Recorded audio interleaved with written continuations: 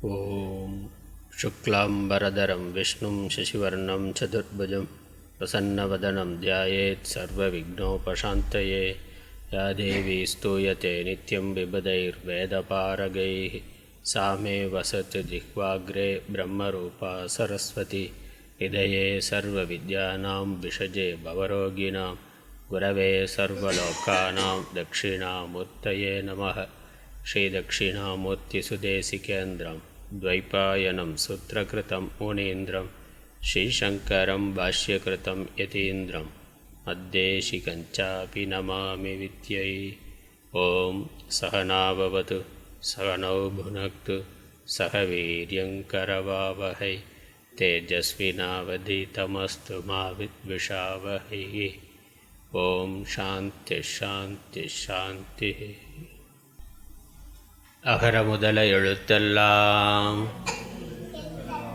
ஆதிபகவன் முதற்றே உலகு.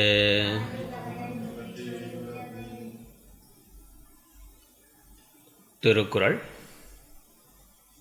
அறத்துப்பால்ல துறவரவியல்ல இரண்டாவது அதிகாரம், திருக்குறளில் 26வது அதிகாரம், புலால் மறுத்தல். இதற்கு முந்தைய அதிகாரம் துறவரவியல்ல முதல் அதிகாரம் அருள் உடைமை, அருள் உடையவராக இருத்தல். இல்வாழ்க்கையிலிருந்து துறவு வாழ்க்கைக்கு வருபவர் முதல்ல சம்பாதித்து கொள்ள வேண்டிய நற்குணம் அருள் உடைமை என்று சொல்லப்பட்டது. மற்ற எல்லா உடைமைகளையும், புற உடைமைகள் அனைத்தையும் துறந்து அருள் உடைமையை அகத்துள் வளர்த்து கொள்ள வேண்டும். ஏற்கனவே இல்வாழ்க்கையில் இருக்கிற பொழுது அன்புடைமை, அடக்கமுடைமை, ஒழுக்கமுடைமைன்னு அகப்பண்புகள் சொல்லப்பட்டிருந்தது. துறவு வாழ்க்கைக்கு வர்ற பொழுது துறவு வாழ்க்கையில் முதல்ல வளர்த்து கொள்ள வேண்டிய அகப்பண்பு அருள் என்பது. இந்த அருள் என்பதில் அந்த சந்நியாச தர்மத்திலேயே, சந்நியாச ஆசிரமம் எடுத்துக்கொள்ளுகின்ற பொழுது அந்த பூஜை முறையிலேயே, அந்த சங்கல்பத்திலேயே இருக்குது, எல்லா உயிர்களுக்கும் அபயம் கொடுத்தல் என்பது. அபயம்னாக்கா பயமற்ற தன்மை, என்னை பார்த்து யாரும் பயப்பட வேண்டாம்னா. யாருக்கு எதற்கு ஆபத்து வரும் அப்படிங்கிற உணர்வு வர்ற பொழுது பயம் வருது. நம்ம சுற்றி இருக்கக்கூடிய உயிரினங்கள் நம்மளை பார்க்குற பொழுது இவரால் நமக்கு ஆபத்து வரும், நம்மளை அடிப்பார், துன்புறுத்துவார் அப்படிங்கிற அந்த உணர்வு வர்ற பொழுது பயங்கிறது வருகின்றது. அப்படி எந்த உணர்வும் நம்மை சுற்றி இருப்பவர்களுக்கு ஏற்படாத ஒரு பண்புடையவனாக, ஒரு தர்மம் உடையவனாக, இரக்கம் கருணை உடையவனாக இருக்க வேண்டும் துறவி.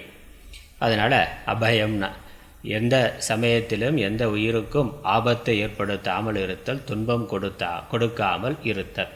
அப்படி தொடர்ந்து இருக்கின்ற பொழுது அது நம்மளுடைய இயல்பான குணமாக, இயல்பான தன்மையாக ஆகிவிடும். இப்போ நம்மளிடத்தில் இயல்பாகவே இவர் ரொம்ப சாதுவானவர், இவர்னால் ஆபத்து இல்லைங்கிற உணர்வு மற்ற உயிரினங்களுக்கு வரும். ரொம்ப சாதுவாக, இப்போ ஆடு மாடு விலங்குகள் காடுகளில் வசிக்கின்ற பொழுது அது எல்லா உயிரினத்தையும் பார்த்து பயப்படுறதில்லை. அதற்கு சகாயமாக, அதற்கு ஒரு சாத்விகமாக இருக்கக்கூடிய மற்ற உயிரினங்களோடு அது சேர்ந்து வாழுகின்றது. ஏன்னா இதனால் நமக்கு ஆபத்து இல்லைங்கிறது அதற்கு தெரியும். நம்ம ரோட்டில் போகிற பொழுது அமைதியாக நம்ம பாட்டுக்கு ஓரமாக போனால் நாய் அது பாட்டுக்கு பேசாமல் பார்த்துட்டு இருக்கும். நம்ம போகிற பொழுதே ஒரு பரபரப்பாக போனாக்கா அதற்கு எப்போ அது அன்ஈஸியாக ஃபீல் பண்ணுதோ அப்போ தான் குலைக்கும். ஒரு ஆபத்தான ஆள், நமக்கோ நம்ம சார்ந்து இருக்கிறவர்களுக்கோ இவன் ஏதோ கெடுதல் பண்ண போகிறான் அப்படின்னு அவனுடைய உடையை பார்த்தோ அல்லது அவனுடைய நடத்தையை பார்த்தோ தான் அது ஒரு முடிவு பண்ணி அவனை பார்த்து குலைக்கிறது, துரத்துறது இருக்கும். நம்ம பாட்டுக்கு அதை கண்டுக்காமல் நம்ம சாதுவாக போய் கொண்டு இருந்தால் அதுவும் சாதுவாக அறிவுரை ஒன்றும் பண்ண மாட்டார் அப்படிங்கிறது தெரியும். அப்போ மற்ற உயிரினங்களுக்கு கூட அதை புரிந்து கொள்ளக்கூடிய தன்மை இருக்குது.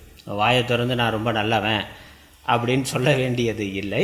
தொடர்ந்து நல்லவர்களாக இருக்கிற பொழுது இவர்கள் சாதுவானவர் அப்படிங்கிறது அவைகளுக்கு புரியும். அதனால் அப்படி நான் இருப்பேன்னு ஒரு சங்கல்பம் பண்ணிக்கொள்வது, அதுதான் அபயம்ங்கிறது. பிற உயிர்களுக்கு நான் அபயம் கொடுக்கிறேன், என்னை பார்த்து எந்த உயிரினமும் பயப்பட வேண்டியதில்லை. நான் யாருக்கும் எந்த உயிரினத்துக்கும் எந்த கெடுதலும் எந்த துன்பமும் கொடுக்க மாட்டேன். அவைகளால் எனக்கு துன்பம் வந்தாலும் கூட நான் அவைகளுக்கு துன்பம் கொடுக்க மாட்டேன் என்று அபயம் கொடுக்கிறது. அதனால் சந்நியாசத்தில் அது இருக்குது. பிற எந்த உயிருக்கும் தான் பயத்தை ஏற்படுத்துதல் என்பது இல்லை, எந்த உயிரை பார்த்தும் தான் பயப்படுதல் என்பதும் இல்லை. இவரார பிறருக்கு எந்த கெடுதலும் வராது, வேற யாரும் இவருக்கு எந்த விதத்திலும் கெடுதலை கொடுத்து விட முடியாது. புறத்தில் வேணால் அவர்கள் அறியாமையினால் சில துன்பங்களை கொடுக்கலாம், ஆனால் அவரை பொறுத்த வரைக்கும் அவருடைய தெளிந்த ஞானத்தினால எந்த விதத்திலும் அவரை துன்புறுத்தி விட முடியாது. மனசால் யார் இவர்னால நான் பாதிப்பு அடைஞ்சிட்டேன்னு ஒரு சன்னியாசி ஒரு ஞானி சொல்ல மாட்டார். புறத்தில் அவன் ஏமாற்றிருக்கலாம், அடிச்சிருக்கலாம், வச்சிருக்கலாம், ஆனால் அவருடைய ஞானம் அவருடைய மனதை, அவருடைய அறிவை, அவருடைய பக்குவத்தை காப்பாற்றும். அதனால் இவரால் எனக்கு இந்த கெடுதல், அதனால் நான் துன்பப்படுகிறேன், வருத்தப்படுகிறேன்னு ஞானி நினைக்க மாட்டார். அப்போ எந்த ஒரு உயிரினமும் ஒரு ஞானியை, ஒரு துறவியை துன்புறுத்த முடியாது. அதே மாதிரி அந்த துறவியும் எந்த ஒரு உயிரினத்தையும் துன்புறுத்த மாட்டார். அதனால் நம்ம பழைய கதைகளில் பார்த்தாக்கா, இல்லை தத்தாத்திரேயர் முதலானவர்களுடைய படங்களில் பார்த்தாக்கா, அந்த தபஸ் பண்ணுற முனிவர் பக்கத்திலேயே ஒரு மான் இருக்கும், ஆடு இருக்கும், அந்த பக்கம் புலி சிங்கமும் இருக்கும். ஒன்றுக்கொன்று விரோதமான உயிரினங்கள் அந்த படத்திலேயே இருக்கிற மாதிரி போட்டிருப்பாங்க. அப்போ என்னது, அவருடைய சாதுத்தன்மையினால், அந்த சங்கத்தினால், அது பக்கத்தில் இருக்கிறதுனாலேயே அந்த உயிரினங்கள் கூட சாதுத்தன்மையை அடைந்து விடுகின்றன. ஒன்றுக்கொன்று விரோதம் பாராட்டுவது இல்லை. இப்போ ஏதோ உணவு அப்படிங்கிற தேவை இருக்கிற பொழுதும் வேட்டையாடி சாப்பிடுமே ஒழிய எப்பொழுதும் பயமுறுத்திக்கிட்டு இருக்கிறதுங்கிறது இல்லை. அதுதான் அது அருளுடைமை. அதனால் அப்படி அருள் உடையவர்களாக இருக்கக்கூடிய, அருள் உடையவராக இருக்கின்ற ஒருவர் புலாலை உண்ணுதல், மாம்சம் உண்ணுதல் என்பது சாத்தியம் இல்லை. இல்லை மாற்றி சொன்னாக்கா, மாம்சம் உண்ணக்கூடிய ஒருவனால் அருள் உடையவனாக ஆக முடியாது. ஒருவன் ஆன்மீக வாழ்க்கையில் உயர்நிலைக்கு போகணும் அப்படின்னாக்க அவன் அருள் உடையவனாக ஆக வேண்டும். அதுதான் முதல் தகுதி. அந்த அருளுடைமைங்கிற அந்த தகுதியை அவன் அடையணும்னா முதல்ல இந்த நான்வெஜ் சாப்பிட்றத நிறுத்தணும்னா, மாம்சத்தை, புழு பூச்சி கண்ட உயிரினங்களை சாப்பிட்றத அவன் நிறுத்தணும். அது நிறுத்தலைன்னா அவன் அருள் உடையவனாக ஆக இயலாது. ஆகவே அருளுடைமையின் பிறகு அதற்கு அடுத்த அதிகாரமாக புலால் மறுத்தல் என்பதை வைத்திருக்கின்றார். அது எப்பொழுதுமே சாப்பிடாமல் இருக்கிறது நல்லது. அந்த உயிரினத்தை கொள்றதுனால வரக்கூடிய பாப்பம் வரும், அதையும் சொல்ல போகிறார். ஆனால் இதுவரைக்கும் உலக வாழ்க்கையில் இருக்கிற பொழுது அந்த தொழிலுக்கு ஏற்றாற்போல் உடல் வலிமை மற்ற காரணங்களுக்காக ஒருவர் அசைவம் சாப்பிடக்கூடியவராக இருந்திருந்தாலும் ஆன்மீக வாழ்க்கைக்கு வருகின்ற பொழுது, மோட்சத்தை லட்சியமாக கொண்டு தீவிரமான சாதனைகள் செய்கின்ற பொழுது இந்த உணவு விஷயத்தில் இதெல்லாம் தவிர்க்கணும். இந்த நான்வெஜ்ஜை தவிர்க்கிறது, அசைவ உணவை தவிர்க்கிறது, புலால் மாம்சத்தை தவிர்க்கிறதுங்கிறதுக்கு மேலே போய் சாஸ்திரம் இன்னும் தவிர்க்க, இந்த சைவத்திலேயே வெங்காயம், பூண்டு, உப்பு, புளி, காரம் இது எல்லாத்தையுமே குறைக்க சொல்லுது. அதெல்லாம் மருத்துவ குணமுடையதாக இருக்கலாம், உடம்புக்கு நல்லதாக இருக்கலாம். ஆனால் ஆன்மீக சாதனைக்குன்னு வர்ற பொழுது மனசு அடங்கணும், மனசு பக்குவப்படணும்னாக்கா அதற்கு ஆகாரத்தில் ரொம்ப கவனமாக இருக்கணும். மசாலா ஐட்டங்கள் ரொம்ப இருக்கக்கூடாது. இந்த மசாலா ஐட்டங்கள் இல்லாமல் ஒரு மாம்ச உணவு இல்லை. மாம்ச உணவுனாலே அதில் அதிகமான மசாலா தானே, அதில் இருக்க மற்ற கெடுதல், அதில் இருக்க மற்ற அந்த துர்வாசனைகள் அதெல்லாம் சமன்படுத்துறதுக்கு, அதெல்லாம் போக்குறதுக்கு இதெல்லாம் போட்டாகணும். இந்த ஸ்பைசிஸ் எல்லாம் போட்டால் தான் அதோட வாசனை, கெட்ட வாசனை வராமல் இருக்கும். அதனால் போட்டு தான் ஆகணும். அப்புறம் புளி, காரம் எல்லாத்தையும் அது சேர்த்து தான் ஆகணும். அப்போ தான் அது சாப்பிட்ற மாதிரி ஆகுது. அது உடம்புக்கு கெடுதல் பண்ணாததாகவும் இருக்கும். அப்போ இந்த உப்பு, புளி, காரத்தையே குறைக்கணுங்கிற பொழுது அது சுத்தமாகவே விட வேண்டியது. ஆகவே அருளுடைமைங்கிறதுக்கு புலால் மறுத்தல் முக்கியமானது. கொலைப்பாவத்திற்கு காரணமாகவும் அதன் காரியமாகவும் ஒருமித்து இருப்பதனால் இந்த மாம்சம் சாப்பிட்றதுங்கிறது ஒரு கொலைக்கு காரணமாகவும் இருக்கிறது, கொலையின் காரியமாகவும் இருக்கிறது. சாப்பிட்றதுக்காக கொல்றது, அப்புறம் கொன்னதுக்காக சாப்பிட்றதுன்னா அதனால் அது கொன்னதுக்காக சாப்பிட்றது ஒன்று, இவன் சாப்பிட்றதுக்காக கொலை பண்ணுறான், ரெண்டுமே இருக்குல்ல. உணவு தேவை, அது காரணம், அதனுடைய காரியம் என்னது, அதனால் அது கொலை பண்ணுன்னா. அல்லது காட்டில் போய் என்னென்ன ஒரு வீரத்தை அந்த காலத்தில் ராஜாக்கெல்லாம் வேட்டையாட போனாருன்னா அந்த மாதிரி பொழுதுபோக்குக்காக காட்டுக்கு வேட்டையாட போனான். வேட்டையாடிட்டார். வேட்டையாடின அந்த மிருகத்தை அந்த உடம்பு என்ன பண்ணுறது? சாப்பிடுன்னா. அதனால் கொன்னது காரியம், கொன்னது காரணம், அதனுடைய காரியமாக அது வீணாக போகக்கூடாதுன்னு சாப்பிடு அப்படின்னு சொல்லி சாப்பிட்றாருன்னா. அப்புறம் சாப்பிட்டு பழகினதுக்கப்புறம் என்னது, இவர் சாப்பிட்றதுக்காகவே வளர்த்து கொள்கிறாருன்னு. அதனால் சாப்பிட்றது காரணமாகவும் கொலைங்கிறது காரியமாகவும் ஆகிவிடுகிறது. அதனால் இந்த புலால் உண்ணுதல் அப்படிங்கிறது கொலைங்கிற பாப்பத்தினுடைய காரணமாகவும் இருக்குது, அதனுடைய காரியமாகவும் இருக்கின்றது. இரண்டும் ஒரே ஒரு 2 விதத்தில் அது வேலை செய்கிறது. அதனால் புலால் அப்படின்னு சாப்பிட்றதுன்னு இருந்தாலே கண்டிப்பாக அங்கே ஒரு பாப்பத்தை செய்தாகணும். அப்படி இருக்கிறதுனால புலால் உண்ணுதல் விலக்கப்பட வேண்டியதாக இருக்கின்றது. அருளுடையவர்களுக்கு பொருந்தாது ஆகையால். அதனால் அருள் இருக்கிறவன் கொல்ல முடியாது. எப்படி கொல்ல முடியும்? அன்பாக பாசமாக ஒரு உயிரினத்தை வளர்த்து அதுக்கப்புறம் அதை கொல்லுதல்ங்கிறது ரொம்ப மோசமான ஒரு வேலை. இப்போ நம்ம சாதாரணமாக ஒரு உயிரினம், எல்லா உயிரினமே தன்னை பாதுகாத்து கொள்ளுதல் அப்படிங்கிறது இயல்பாக அதற்கு இருக்கிறது. ஒரு உயிரை காப்பாற்றுதல், தன்னைத்தானே அது பாதுகாத்து கொள்ளுதல், பிற உயிரிடமிருந்து தன்னுடைய உடம்பை பாதுகாத்துக்கணுங்கிறது இயல்பாக இருக்கக்கூடிய ஒரு உணர்வு. அதனால் சாதாரணமாக எந்த ஒரு உயிரினமும் இன்னொரு உயிரினத்தை நம்பாது, ரொம்ப கவனமாக இருக்கும். இதனால் நமக்கு ஆபத்து வருமோ அப்படின்னு கவனமாக இருக்கும். சாதாரணமாக ரோட்டில் திரிகிற நாயோ வேறு எதையோ நமக்கு பழக்கம் இல்லாத ஒன்று அவ்வளோ சாதாரணமாக நம்ம பக்கத்தில் போய் அதை தொட முடியாது. அப்படி இல்லாமல் அது குழந்தையிலேருந்து சின்ன குட்டியாக இருக்கிற பொழுதே நம்ம எடுத்து வளர்த்தாக்கா அதுக்கு நம்பிக்கை வந்துடும். அது கோழி குஞ்சாக இருக்கலாம், இல்லை வாத்தாக இருக்கலாம், ஆடாக இருக்கலாம், இல்லை மாடு, புலி, சிங்கம் கூட. புலி, சிங்கம், பாம்பு, மற்ற நாடுகளை எல்லாத்தையுமே வளர்க்குறான். ஆமையிலேருந்து, பாம்புலேருந்து, பல்லியிலேருந்து, பூனை எல்லாத்தையுமே வளர்க்குறான். அப்போ அது எப்படி அவ்வளோ கொடூரம், இயல்பாக கொடூரமாக இருக்கக்கூடிய ஒரு உயிரினத்தை எப்படி வளர்க்க முடியுது? அதுவே இவனை நம்பாது.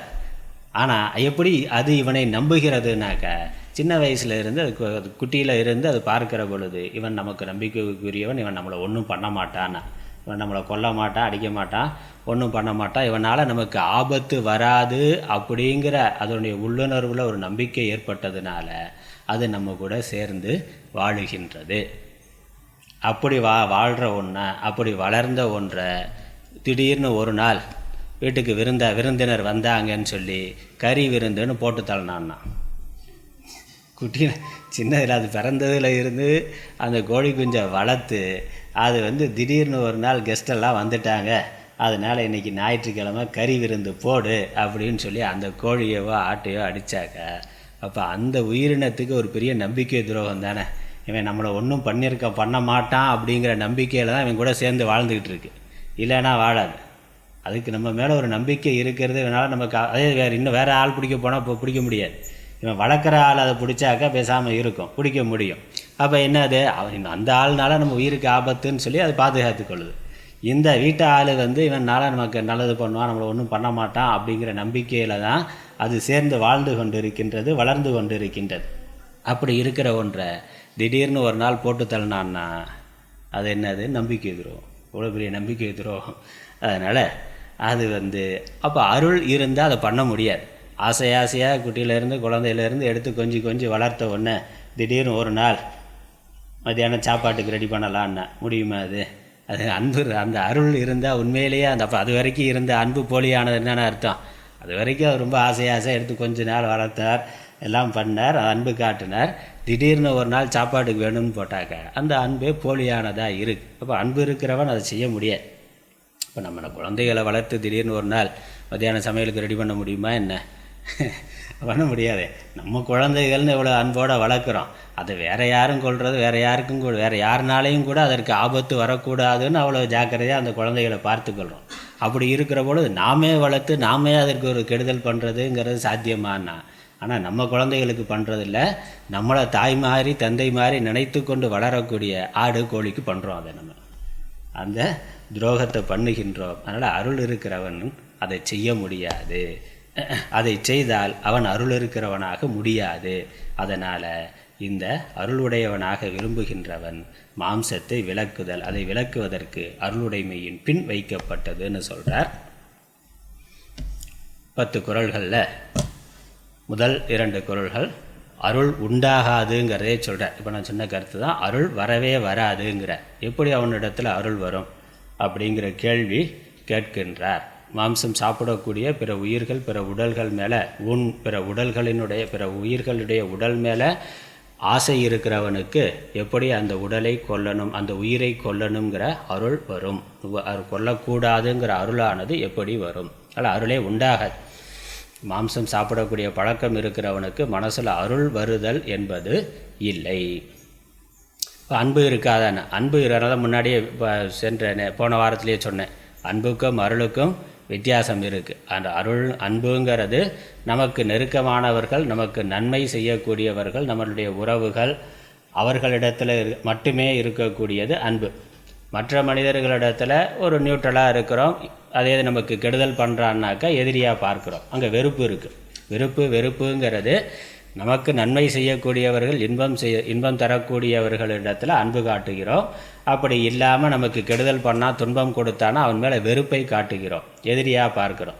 இந்த ரெண்டுமே இல்லைனாக்கா ஒரு நடுநிலைமையோட பொதுவாக பார்த்துக்கிறோம். மூன்றாவது மனிதர்கள்ங்கிற பொழுது அவங்க மேலே விருப்பமும் கிடையாது, வெறுப்பும் கிடையாது. அவர்களால் நமக்கு ஒரு லாபமும் இல்லை, ஒரு நஷ்டமும் இல்லை. அப்படி பொது இடத்துல பார்க்கக்கூடிய பொதுவான மனிதர்கள், அதுக்கு நொதுமல்னு பேர். அல்லது அந்த இடத்துல ஒரு உதாசீனத்தன்மைங்கிறது இருக்குது. அதே சமயம் நெருக்கமானவர்கள், நமக்கு நன்மை செய்யக்கூடியவர்கள் அப்படின்னா அவர்களால் நமக்கு நன்மை இருக்குது, இன்பம் இருக்குது, லாபம் இருக்குன்னா அவர்கள் மேலே அன்பு செலுத்துகிறோம். இல்லைன்னா வெறுப்பை காட்டுகிறோம். துன்பம் வருதுனாக்கா வெறுப்பை காட்டுகிறோம். இதுவே மாறுபடக்கூடியது. எது வரைக்கும் அவன்கிட்டருந்து நமக்கு நன்மை வருதோ, அவன் நமக்கு ஃபேவராக இருக்கிறானோ, அது வரைக்கும் அந்த அன்பு இருக்கும். அது நமக்கு பிடிக்காத ஒரு வேலையை செய்கிறான், இல்லை பிடிக்காத ஒரு வார்த்தையை பேசுகிறான், ஏதோ ஒரு கெடுதல் பண்ணுறான், நம்ம கௌரவத்துக்கு குறைவாக நடந்து கொள்கிறான்னாக்கா அவன் மேலேயே அன்பானது வெறுப்பாக மாறிடும். இப்போ அந்த அன்புங்கிறதே ஒரு நிபந்தனைக்குட்பட்டதாக, ஒரு சார்புடையதாக இருக்குது. எனக்கு நன்மை ஏற்படுற வரைக்கும் அந்த அன்பு, நன்மை ஏற்படலைன்னா யாரை இது வரைக்கும் விரும்பினானோ அவன் மேலேயே வெறுப்பானது வருகின்றது. எல்லாம் கௌரவ கொலைன்னு பார்க்குறோம். ஆணவ கொலை, கௌரவ கொலைன்னா தான் வளர்த்த தன்னுடைய பையன், தன்னுடைய பொண்ணை யாரோ ஒரு 3வது மனிதர்களை விரும்பிட்டான், வேறு ஜாதி பையனை வேறு மதத்தால் விரும்பினான், தன்னுடைய அந்தஸ்துக்கு குறைவான ஆளை விரும்பினான் அப்படின்னாக்கா கொல்றதுக்கும் தயாராக இருக்கிறான். அப்போ 20 வருஷமாக அவன் மேலே அந்த குழந்தை மேலே காட்டின அன்பு எங்கே போச்சு? அது போலியானதுன்னு ஆகுதில்ல. அந்த கௌரவம், அன்பை விட கௌரவங்கிறது பெருசாகிற பொழுது அந்த அன்பே கேள்விக்குறியாகுதே. இப்போ சார்புடையதா, அது மாறுபடக்கூடியதாக இருக்குது. அன்புக்கு அந்த வரையறைங்கிறது இருக்குது. ஆனால் அருளில் அது கிடையாது. அருள் உலகத்தில் இருக்கக்கூடிய எல்லா உயிர்களிடத்திலும் சமமாக காட்டுகின்ற அன்புக்கு தான் அருள்னு பேர். அப்படிப்பட்ட அருள் பிற உயிர்களை கொன்று உண்பவர்களுடைய மனதில் ஏற்படாதுன்னு முதல் 2 குறள்களில் அந்த கருத்தை சொல்லுகின்றார். ஆனால் அருள் வரவில்லை என்றால் அருளின் பயனும் கிடைக்காது. முதல்ல அருளே ஏற்படாது. அருள் வருவதற்கான வாய்ப்பே இல்லை. மனதில் அருள் சுரக்காது. அருள் வராதுன்னா அந்த அருளால் கிடைக்கக்கூடிய ஆன்மீக பலன்கள் அதுவும் அவனுக்கு இல்லாமல் போய்விடும். ஆன்மீக வளர்ச்சி என்பது, அவன் விரும்புகின்ற பேரின்பம், மோட்சம் என்பது அவனுக்கு இல்லாமல் கிடைக்காமல் போய்விடும் என்று அதை முதல் கருத்தாக சொல்லுகின்றார். அதுக்கப்புறம் 3வது குறளில் ஏன் அருள் ஏற்படாது அப்படிங்கிறதுக்கு ஒரு காரணம் சொல்லுகின்றார். எதை நம்ம யோசிக்கிறோமோ அது சார்ந்து தான் மனது இருக்கும். எத் பாவயதி தத் பவத்தினா, எதை ஒருவன் தொடர்ந்து பாவிக்கின்றானோ, எதை சார்ந்த சிந்தனைகள் மனதில் இருக்கோ, காலப்போக்கில் அது மேலே நமக்கு அன்பானது ஏற்படும். அந்த சிந்தனையே இல்லைன்னா வர முடியாது. அதனால் புலால் உண்பவனுக்கு அருள் ஏன் வராதுன்னா அவன் அருளை பற்றி சிந்தனை பண்ணுறதே இல்லை. சிந்தனை பண்ணால் தான் அருள்ங்கிற ஒன்று வரும். அதில் அதை சொல்கிறார். அதுக்கப்புறம் 4வது 5வது குறள்களில் அருள் இல்லாததனுடைய விளைவு என்னன்னு சொல்கிறார். அருள் அதனுடைய லட்சணத்தையும் சொல்கிறார். அருள் என்பது மனதில் இருக்கின்ற ஒரு உணர்வு, ஒரு குணம். அருள்ங்கிறது ஒரு குணம். குணம்னா அது மனசில் இருக்கக்கூடியது. அது மனசில் இருக்கிறது எப்படி வெளியே தெரியும்? அதனால் ஒருத்தனிடத்தில் அன்பு இருக்கா இல்லையா, அருள் இருக்கா இல்லையா அப்படிங்கிறது எப்படி தெரியும்? ஏன்னா அது உள்ள மனசில் இருக்கிற ஒன்று. அழகாக இருக்கானா இல்லையானா வெளியே பார்த்தா தெரியும். ஆனால் அவன் அன்பானவனா இல்லையானவனாங்கிறது எப்படி தெரியும்? அவன் அதை வெளிப்படுத்துகின்ற பொழுது தான் தெரியும். அதை ஏதோ ஒரு விதத்தில் அந்த அன்பை வெளிப்படுத்தினா தான் அது வார்த்தையில் இனிமையாக பேசுகிறது, அன்பாக நடந்து கொள்வது, ஏதாவது பரிசு பொருள்கள் வாங்கி கொடுக்கறது அப்படின்னு அந்த ஏதாவது ஒரு விதத்தில் அந்த அன்பை வெளிப்படுத்தினா தான் நமக்கு அன்பு இருக்குங்கிறதே தெரியுமே ஒழிய மற்றபடி மனசுலேயே இருந்து அது நமக்கு தெரியாது. அதனால் அருள் உடையவனா இல்லையா, அருள் ஒருவரிடத்தில் இருக்கா இல்லையாங்கிறதுக்கான அடையாளம் என்னன்னா அவன் உயிர்கொலை செய்கிறானா இல்லையாங்கிறது தான். உயிர்கொலை செய்தான்னா அருள்ங்கிறது இல்லை, செய்யவில்லை என்றால் அருள் இருக்குது அப்படின்னு அதற்கு இலக்கணம் கொடுக்குறார். அப்புறம் உயிர்கொலை செய்கிறதுனால என்ன வருது, பாப்பம் வருதுங்கிறத சொல்கிறார். இப்போ இங்கே அடுத்த கருத்து வருது. ஒன்று துறவரவியலில் இந்த அருளுடைமை இருக்குது, அதற்கப்புறம் புலால் மறுத்தல் இருக்குன்னா நம்ம கேட்கலாம், துறவரவியலில் இருக்குன்னா அது துறவிக்கு தானே சொல்லியிருக்கு, இல்லறத்தில் இருக்கிறவங்களுக்கு அது இல்லற தர்மமாக இல்லையே. அறத்துப்பாலில் இருந்தாலும் இல்லற தர்மம்னு முதல்ல சொல்லிட்டேன். இங்கே துறவர தர்மம்னு துறவரவியல் துறவிகளுக்கான தர்மத்தை தான் சொல்கிறேன். துறவிகளுக்கான தர்மம் துறவியாக போயிட்டால் சாப்பிடாமல் இருக்கலாம், இல்லறத்தில் இருக்கிற பொழுது அதை சாப்பிட்டுக்கலாம், இல்லற தர்மத்தில் அது சொல்லப்படவில்லையே அப்படின்னு நம்ம கேட்கலாம். அதனால் அப்போ துறவு வாழ்க்கைக்கு ஞானம் மோட்சத்தை யார் அடைய விரும்புகிறார்களோ அவர்கள் பரிபூர்ணமாக சைவத்தை கடைபிடிக்கலாம். இல்லறத்தில் இருக்கிறவர்களுக்கு அந்த நியத்தி இல்லைன்னு எடுத்து கொள்ளலாமான இல்லை. அது துறவரவியலில் சொல்லி இருந்தாலும் அது இல்லறத்தில் இருக்கக்கூடியவர்களுக்கும் பொருந்தக்கூடியது தான். ஏன்னா உயிர்கொலைங்கிறது பாப்பத்தை தரத்தக்கது. யாருமே பாப்பத்தை விரும்புறதில்லை. சன்னியாசிக்கு மட்டும் பாப்பம் இல்லாமல் இருந்தால் போதுமான, இல்லறத்தில் இருக்கிறவனும் பாப்பம் வேணான்னு தான் நினைக்கிறான். இப்போ கொலைங்கிறது பாப்பம், ஒரு உயிரினத்தை கொல்றதுங்கிறது பாவம். அந்த பாப்பம் யார் செஞ்சாலும் வரத்தான் செய்யும். அந்த எதற்காக செய்கிறோங்கிற சில விதிவிலக்குகள் இருக்குது. அங்கே தான் இல்லற தர்மத்தில் கொஞ்சம் வேறுபாடு இருக்குது. இப்போ கொலை பண்ணலாம், எதுக்காக கொள்கிறோம் அப்படிங்கிறது இருக்குது. இப்போ இராணுவத்தில் இருக்கிறார், இராணுவ வீரர் இருக்கிறார், பக்கத்து நாட்டோட யுத்தம் வருது, சண்டை போடுறார், அங்கே மற்ற உயிரினத்தை கொல்றார். அப்போ என்ன ஆகும், அங்கே கொள்ளலாமா வேண்டாமான்னா, இல்லை ஒரு நீதிபதி இருக்கிறார், ஒரு குற்றவாளி, பெரிய குற்றவாளி, கொடுங்குற்றவாளி, அவனுக்கு மரண தண்டனை கொடுக்குறார். இப்போ மரண தண்டனை இவர் தானே கொடுக்குறார். அப்போ ஒரு கொலைங்கிற நடக்குது. மரண தண்டனை இவருக்கு விதிக்கிறேன்னு நீதிபதி விதிக்கிறார். அந்த மரண தண்டனையை நிறைவேற்றி வைக்கிறது ஒரு மனுஷன் தானே, இன்னொரு மனுஷன்தான் பண்ணுறான். அப்போ அவன் ஒரு கொலைங்கிறதான் பண்ணுறான். அந்த காலத்தில் பழைய ராஜா காலத்துலலாம் பார்த்தாக்கா என்னென்ன ஒரு பெரிய கட்டையில் படுக்க வச்சு பெரிய அருவாளில் தலையை வெட்டுனா. இப்போ நம்ம மரண தண்டனைன்னு வருதே அப்படியே எப்படி பண்ணுறாங்கங்கிறது ரொம்ப நவீனமாக பண்ணுறாங்க. அந்த காலத்தில் அப்படி இல்லை. அப்போ ஒரு ஆள் தான் பண்ணணும். அதை ஆடு வெட்டுற மாதிரி கோழி வெட்டுற மாதிரி மரண தண்டனை விதிக்கப்பட்டவனுக்கு ஒரு மனுஷன் தான் வெட்டுறான். அப்போ அவனுக்கு அந்த பாப்பம் வருமா, அது கொலை தானே, அவனுக்கு அந்த பாவம் வருமா, இல்லை அந்த மரண தண்டனை விதித்த ராஜாவுக்கு அந்த நீதிபதிக்கு அந்த பாப்பம் வருமா, இல்லை காவல்துறையில் இல்லை இராணுவத்தில் இருக்கக்கூடியவன் ஒரு படை வீரன் மற்ற படை எதிரியோட சண்டை போட்டு அவர்களை கொள்கிறார்கள், அங்கே பாப்பம் வருமானா அதுவும் கொலை தான். ஆனால் அதனுடைய நோக்கம் தர்மம், மற்ற நல்லவர்களை காப்பாற்றணுங்கிற நோக்கம். அந்த ஒரு எதிரி நாட்டுனாலேயோ அல்லது ஒரு கெட்ட மனிதனால் மற்ற உயிரினங்களுக்கு மற்ற நல்லவர்களுக்கு ஆபத்து வருது, துன்பம் வருது அப்படிங்கிற ஒரு நல்ல நோக்கத்துக்காக அது செய்யப்படுறதுனால அந்த கொலை அது பாப்பம் அல்ல, அது புண்ணியமாக சாஸ்திரம் அது அவனுக்கு தர்மமாக சொல்லியிருக்கு. அதனால் அது ஒரு க்ஷத்திரியன் ஒரு ராஜா அதிலிருந்து அவர் தவறுனா தான் பாப்பம், அதை செய்யலைனா தான் பாவம். அங்கே இரக்கம் கருணை காட்டினானாக்கா தீவிரவாதி தானே, அவனும் ஜீவன் தானே, அவனுக்கும் பசி இருக்குமே. அதனால் எந்த விசா இதெல்லாம் எதுவும் இல்லாமல் எல்லையில் இருக்கிறவன் நம்ம நாட்டுக்குள்ளே யார் வேணாலும் வந்துக்கலாம் போய்க்கலான்னு விட்டாக்கா முடியுமா? அப்போ அது தர்மத்தை, அது தர்ம விரோதம். அது அவன் அதை செஞ்சானாக்கா தர்ம விரோதம். பாடலில் பார்க்குறோம்ல வெஸ்ட் பெங்கால்னா அங்கேருந்து வந்துக்கிட்டு இருக்கான், அகதிகளாக வர்ற ஆளை விடலாமான்னா. அவன் அகதியாக இங்கே பேசாமல் வேலையை பார்த்துட்டு சாப்பிட்டு தூங்கிட்டு இருந்தால் பரவாயில்ல, இங்கே உள்ளே குண்டு வைக்கிற வேலையை பண்ணுறானே, அவன் என்ன பண்ணுறது? அங்கே இரக்கம் கருணைன்னு அவன் காட்ட முடியுமாண்ணா? காட்டக்கூடாது. அங்கே அவன் கடுமையாக இருக்கிறது தான் அவனுக்கு தர்மம்.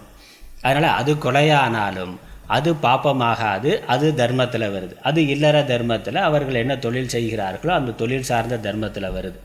ஆனால் கொலை அப்படிங்கிற பொழுது இங்கே உணவுக்காக உண்பதற்காக கொள்ளுதல்னா அது எந்த தர்மத்தில் சொல்ல முடியும்? இது க்ஷத்ரிய தர்மம் பிராமண தர்மம்னு சொல்ல முடியுமா? என்ன உணவுக்காக கொள்வது? அப்படி ஒன்றும் இல்லையே. அது இல்லாமலே சாப்பிட்றதுக்கு எவ்வளவோ உணவுப் பொருள் நமக்கு கடவுள் இயற்கையாகவே கொடுத்துருக்கிறார். அதெல்லாம் நல்ல, அது எதுவுமே கிடைக்கலன்னா பரவாயில்ல, வேறு வழி இல்லை அப்படின்னா அது வேறு. நமக்கு எல்லாமே எல்லா இயற்கை வளங்கள், காய்கறி, கீரைகள், பழங்கள் எல்லாமே நல்லா கொடுத்துருக்கிறார். அது இருக்கிற பொழுது அதான் சொல்ல போகிறேன், பின்னாடி ஒவ்வொரு குறளையும் பார்க்க போகிறோம். தன்னூன் பெருக்கற்குன்னா தன்னுடைய உடம்பை வளர்த்து கொள்றதுக்காக இன்னொரு உடம்பை சாப்பிட்றது அப்படிங்கிறது எந்த விதத்தில் நியாயம்? அது என்ன மனசாட்சி? அங்கே எப்படி அருள் வரும்னு கேள்வி கேட்க போகிறேன். அதனால் உணவுக்காக கொள்ளுதல் என்பது பெரிய பாபம். மற்ற கொலையெல்லாம் அது தர்மத்துக்குள்ளே வர்றது, அதெல்லாம் விதிவிலக்கு, அதை இதோட சேர்க்கக்கூடாது. உண்பதற்காக கொள்ளுதல் என்பது பாபம். அதனால் இதை அருளின்மையினுடைய விளைவு பாப்பம்ங்கிறத சொல்கிறார். அது மட்டும் இல்லை, அதனுடைய விளைவு, அதனுடைய பயன் அந்த பாப்பத்தினால நரகலோகத்தில் பெர்மனண்ட் விசா வாங்கி இருப்பார்னா, நரகலோகத்தை விட்டு வெளியவே விட மாட்டார்னு சொல்கிறார். அந்த யமதர்மராஜா இவனை வெளியே போகிறதுக்கு விடவே மாட்டார். எந்த ஜாமீனும் கிடையாது, பெயில் எதுவுமே கிடையாது. அங்கே வெளியவே போக முடியாது, நரகலோகத்தை விட்டு வரவே மாட்டான், அவனை வெளியவே விட மாட்டார் யமதர்மராஜான்னு சொல்கிறார். அதுக்கப்புறம் புலால் உண்பவர்களுக்கு பாப்பம் உண்டுங்கிறத 6, 7, 2 குறளில் தெளிவாக சொல்கிறார். ஏன்னா அதில் சில நியாயங்கள்லாம் சொல்கிற ஆள் இருக்காங்க. கொன்னா பாவம் தின்னா போச்சுன்னா, அதனால் கொன்ன பாவம் தின்னா போச்சுன்னா, அப்புறம் நான் கொல்லலைன்னா, நான் போய் வாங்கிட்டு தான் வந்தேன், நான் கொல்லலை, கொன்னவன் வேறு எவனோ. கறிக்கடை ஞாயிற்றுக்கிழமை வர வழியில் பார்த்தா தெரியும், உங்களுக்கு பார்த்துவீங்க, வரிசையாக கறிக்கடை தான். அப்போ அது ஒரு தொழிலாக வைத்து கொண்டு யாரோ செய்கிறார்கள். நான் நேரடியாக யாரையும் எதையும் கொல்லலையே, கடையில் போனேன் காய் வாங்குற மாதிரி, இதுவும் பக்கத்தில் விற்றுக்கிட்டு இருந்தான், வாங்கிட்டு வந்தேன், சாப்பிட்டேன். அப்போ கொன்னவனுக்கு தானே அந்த பாவம், தின்னவனுக்கு இல்லைன்னா. கொல்பவர்களுக்கு பாபம், தின்பவர்களுக்கு பாப்பம் இல்லை, அதனால் அது எனக்கு வராது அப்படின்னு நினைத்தால் இல்லைன்னா. உனக்காக தானே அவன் கொள்கிறான், சாப்பிட்றதுக்கு ஆள் இல்லைன்னா அந்த தொழிலுக்கு வருவானே. நடக்காத வியாபாரத்தை யாராவது பண்ணுவாங்களே, அங்கே சாப்பிட்றதுக்கு 10 பேர் நிற்கிறதுனால தான் சரி, வேறு காய்கறியோடு இதுக்கும் ஆள் இருக்காங்க, அதனால் இந்த தொழில் பண்ணலான்னு இருக்கிறான். சாப்பிட்றதுக்கு யாருமே இல்லாத, சாப்பிட மாட்டான், வாங்க மாட்டான் அப்படின்னாக்க யாராவது அந்த கொலை தொழிலை செய்வார்கள்னா செய்ய மாட்டார்கள். அப்போ உண்பவர்களுக்காகத்தான் அவன் கொலை பண்ணுறான். ஆகவே பாப்பம் இவனுக்கும் உண்டுனா, கொள்றவனுக்கு ஒரு பாப்பம், சாப்பிட்றவனுக்கும் ஒரு பாப்பம் உண்டு. ஆகவே புலால் உண்பவர்களுக்கு பாப்பம் உண்டுங்கிறத பல நியாயங்கள் மூலமாக, பிரமாணங்கள் மூலமாக தெளிவுபடுத்துகிறார் 6, 7 குறள்களில். அடுத்து 8லிருந்து 9 வரைக்கும் புலால் உண்ணாமல் இருக்கிறதுனால ஏற்படக்கூடிய நன்மையை, உயர்வை, சிறப்புகளை சொல்கிறார். அது அறிவுடைமைன்னு சொல்கிறார். முக்கியமாக அறிவில்லைன்னா தான் ஒருத்தன் இதெல்லாம் சாப்பிடுவான், அப்புறம் அதெல்லாம் சாப்பிட்டா அறிவு இல்லாமல் போயிடும். ரெண்டுமே, அறிவு இல்லைன்னா தான் அதை சாப்பிடுவான், அதை சாப்பிட சாப்பிட சாப்பிட இருக்க கொஞ்சம் கொஞ்சம் அறிவும் இல்லாமல் போயிடும், அல்லது வேலை செய்யாமல் போயிடுங்கிற. அறிவு இருக்கிறவன் சாப்பிடவே மாட்டான், அதனால் அவனுடைய அறிவு நல்லா விருத்தியாகும்னு சொல்லி அதற்கு இன்னும் சில நியாயங்களை சொல்கிறார், பார்க்கலாம். அதுக்கப்புறம் 9வது குறளில் வேள்வி பயன், ஒரு பிராமணர், ஒரு வைதிகர் அந்த வேதத்தில் சொல்லி இருக்கக்கூடிய யாகம் முதலானவைகளை செய்கிறதுனால, பிராமணராக இருக்கலாம், க்ஷத்திரியராக இருக்கலாம், வேதத்தில் சொல்லப்பட்ட ஒரு யாகத்தை செய்கிறதுனால, தேவ பூஜையினால் அவர்களுக்கு என்ன பலன் கிடைக்குமோ அதைவிட மேலான பலன் ஒருவன் மாம்சம் சாப்பிடாமல் இருக்கிறதுனால கிடைக்கும்னு அதோடைய உயர்வை சொல்லுகின்றார். அதற்கு மேலே 10வது குறளில் எல்லா உயிரும் வணங்கும்னா, எல்லா உயிர்களும் இந்த பூலோகத்தில் மட்டுமில்ல, தேவர்களும் கூட அவர்களை மதிப்பார்கள், வணங்குவார்கள், போற்றுவார்கள் அப்படிங்கிறத பார்க்குறோம். தேவலோகத்தில் கூட ரிஷிகள், மகான்களுக்கு மரியாதை இருக்குங்கிறத பார்க்குறோம். ஒரு ரிஷி இங்கே பூலோகத்திலிருந்து ஒரு ரிஷி தேவலோகத்துக்கு போனாக்க அங்கே தேவர்களும் அவர்களை எழுந்து வணங்குகிறார்கள். காரணம் என்னது? அவர்களுடைய கொல்லாமைங்கிற அந்த விரதம், அதற்கு கிடைக்கக்கூடிய மரியாதை அது அப்படின்னு சொல்லுகின்றார். நம்ம ஒவ்வொரு குறளுக்கான பொருளையும் பார்க்கலாம். முதல் குறள், தன்னோன் பெருக்கற்கு தான் பிரிதோன் உண்பான், எங்கனம் ஆளும் அருள். தன்னோன் பெருக்கற்கு தான் பிரிதோனுண்பான், எங்கனம் ஆளும் அருள். தெளிவாக தெரியுது. தன்னோன் பெருக்கற்கு, தன்னுடைய உடம்பை பெருக்கிக் கொள்வதற்கு. ஓன்கிறது உடம்பு, உடல், அதை பெருக்கிக் கொள்வதற்காக. இப்போ உள்ள ஒரு ஜீவன் இருக்கிறான், அந்த ஜீவன் ஒரு உடலை கொண்டவனாக இருக்கிறான், என்னுடைய இந்த உடம்பு வளரணும் அப்படிங்கிறதுக்காக. என்ன பண்ணுறான்? பிரிது ஊன் உண்பான். இன்னொரு ஜீவனுடைய இன்னொரு உயிரினுடைய உடலை கொன்று இவன் உண்ணுகின்றான். அப்போ அந்த உடம்புக்குள்ளேயும் ஒரு ஜீவன் இருக்குது. என்னுடைய உடம்புக்குள்ளே நான் ஒரு ஜீவன் இருக்கிறான் மனித உடம்புக்குள்ளே. மற்ற பூனை, நாய், ஆடு, மாடு, கோழி அந்தந்த உடம்புக்குள்ளே ஒரு ஜீவன் இருக்கின்றது. அந்த ஜீவன் அதோட புண்ணிய பாப்பத்தினால அந்த உடலை எடுத்திருக்கு, தற்காலிகமாக அந்த உடலில் இருக்குது, அதை பயன்படுத்தி கொண்டு இருக்கு. நான் இப்போ இந்த உடம்பை எடுத்துக்கொண்டு இந்த உடம்பை மனித உடலில் இருந்து மனித உடலை இந்த ஜீவன் பயன்படுத்தி கொண்டு இருக்கிறான். அடுத்த பிறவியில் என்ன ஆகுன்னு தெரியாது. உள்ளே இருக்க ஜீவன் அடுத்த பிறவியில் வேறு ஏதோ ஒரு உடம்புக்கு போகலாம். இப்போ ஆடு, மாடு, கோழியாக இருக்கக்கூடிய அந்த உடம்பில் இருக்கக்கூடிய ஜீவன் அடுத்த பிறவியில் மனிதனாக வரலாம், வேறு உடம்புக்கு போகலாம். ஆனால் உடம்புங்கிறது வேறு, உள்ளே இருக்கக்கூடிய உயிர் ஜீவன்கிறது வேறு.